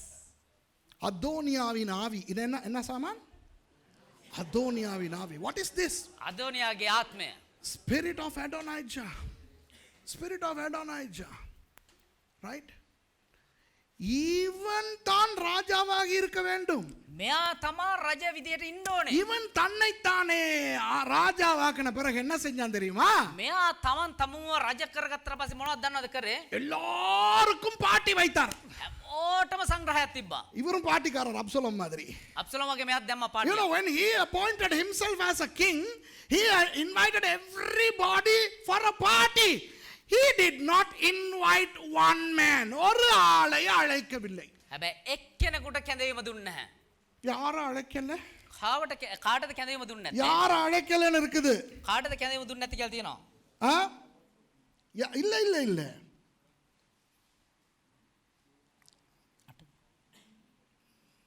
10வது வசனத்தை வாசிங்க. 10 වෙනි පදේ කියවන්න. தீர்க்கதரிசியாகிய நாத்தானையும், அது பரவாயில்ல, ப்ராஃபட் தானே. නමුත් ඔහු අනාගත වත් වූ නාතාන්ද But Nathan the prophet, okay, Benaiah, බෙනායාද Benaiah, பராக்கிரமசாலிகளையும் බලවන්තයන්ද and the mighty men, தன் சகோதரனாகிய சாலமோனையும் அழைக்கவில்லை. තමාගේ සහෝදරු සාලමොන්ද කැඳෙව්වේ නැද? and his brother Solomon he called not. அவ்வளவு சகோதரர்கள்ல ஒரு சகோதரனை அழைக்கல. யார அழைக்கல? එච්චර සහෝදර පිරිස අතරින් එක සහෝදරෙක්ව කැඳෙව්වේ නැහැ. කාවද? சாலமோனை அழைக்கல. සාලමොන්ව කැඳෙව්වේ නැහැ. நாத்தான அழைக்கல, பெனாயாவை அழைக்கல. அவங்க எல்லாம் வெளியாளுக, பராக்கிரமசாலிகள் வெளியாளுக, அழைக்கல, பரவாயில்ல. නාතාන්ව කැඳෙව්වේ නැහැ, බෙනායව කැඳෙව්වේ නැහැ, බලවන්තයව කමන්නේ. ඒගොල්ලෝ එළිය කට්ටිය. කමන්නේ. He didn't invite Nathan, Benaiah and some mighty men. That's okay, they are outsiders. But he did not invite his own brother Solomon. தண்ட சொந்த சகோதரர்களில் ஒருவனை அழைக்கவில்லை. விளங்குதா? තමුන්ගේම සහෝදරයන්ගේ එක්කෙනෙකුට කැඳවීම දුන්නේ නැහැ. சலமோனை සාලමොන් வெட்டினா. කැපුවා. சாலமோனை வெட்டினா. සාලමොන්ව කැපුවා. This fellow cut Solomon. He did not invite Solomon. ஆண்டவர் பார்த்தாரு, දෙවියන් වහන්සේ බැලුවා நீ யார வெட்டினியோ அவனை தான் அடுத்த ராஜாவாக்குவேன். ඔබ කාවද කැපුවේ එයාව තමයි ඊළඟ රාජ්‍ය කරන්නේ. So God chose Solomon because Adonijah cut him off. விளங்குதா? உங்களை வெட்டுனா நீங்க வளருவீங்க. ඔබ කැපුවා නම් ඔබ වර්ධනය වෙයි. If you are cut, you will grow. ஒலிவ மரத்தை பாருங்க, ඔලිව ගහ බලන්න. சும்மா வளரும். නිකන් හැදෙනවා. வெட்டுனா කැපුවා නම් நல்லா வளரும். හොඳට වර්ධනය වෙනවා. The olive tree will grow if you plant, but if you cut, it will grow even better. ஆண்டவருடைய பிள்ளைகள் அப்படிதான். දෙවියන් වහන්සේගේ දරුවෝ මෙහෙම තමයි. வெட்டுனா தான் நல்லா வளரும். කැපුවා නම් තමයි හොඳට වර්ධනය වෙන්නේ. வெட்டுப்படும் போது வலிக்கும், කපනකොට රිදෙනවා. ஆனா வலிக்கட்டும், රිදිච්ච දෙන්. அதுல தான் வளர்ச்சியே இருக்கு. හැබැයි ඒගොල්ලෝ තමයි වර්ධනය වෙන්නේ. It is painful when you are cut, but when you are cut, you can grow. அதோனியா ஏன் சிங்காசனத்தை இழந்தான்? අදෝනියා ඇයි සිංහාසනය නැති කරගත්තේ? முறைப்படி வந்திருக்குமே, கொஞ்சம் பொறுமையா இருந்திருந்தீனா. නීත්‍යානුකූලව එන්න තිබුණනේ, පොඩ්ඩක් ඉවසීමෙන් Hey හිටියා. Adonijah, you could have become the king if only you were patient enough. நீ உன்னையவே ராஜாவாக்கிட்ட உயர்த்தின, உன்னைய தாழ்த்திட்டார் ஆண்டவர். උඹම උසස් කරගත්තනේ, ඒ නිසා දෙවියන් වහන්සේ උඹවම එපා කරලා දැම්මා. நாங்க யாரும் எங்களை உயர்த்த கூடாது. අපි කවුරුත් අපි උසස් කරගන්න හොඳ නැහැ. தாழ்மையா இருப்போம். යටත්කමින් ඉමු. கர்த்தர் எங்களை உயர்த்துவார். දෙවියන් වහන්සේ අපි උසස් කරයි. உயர்த்துறவன் சிங்காசனத்தை இழந்து போவான்.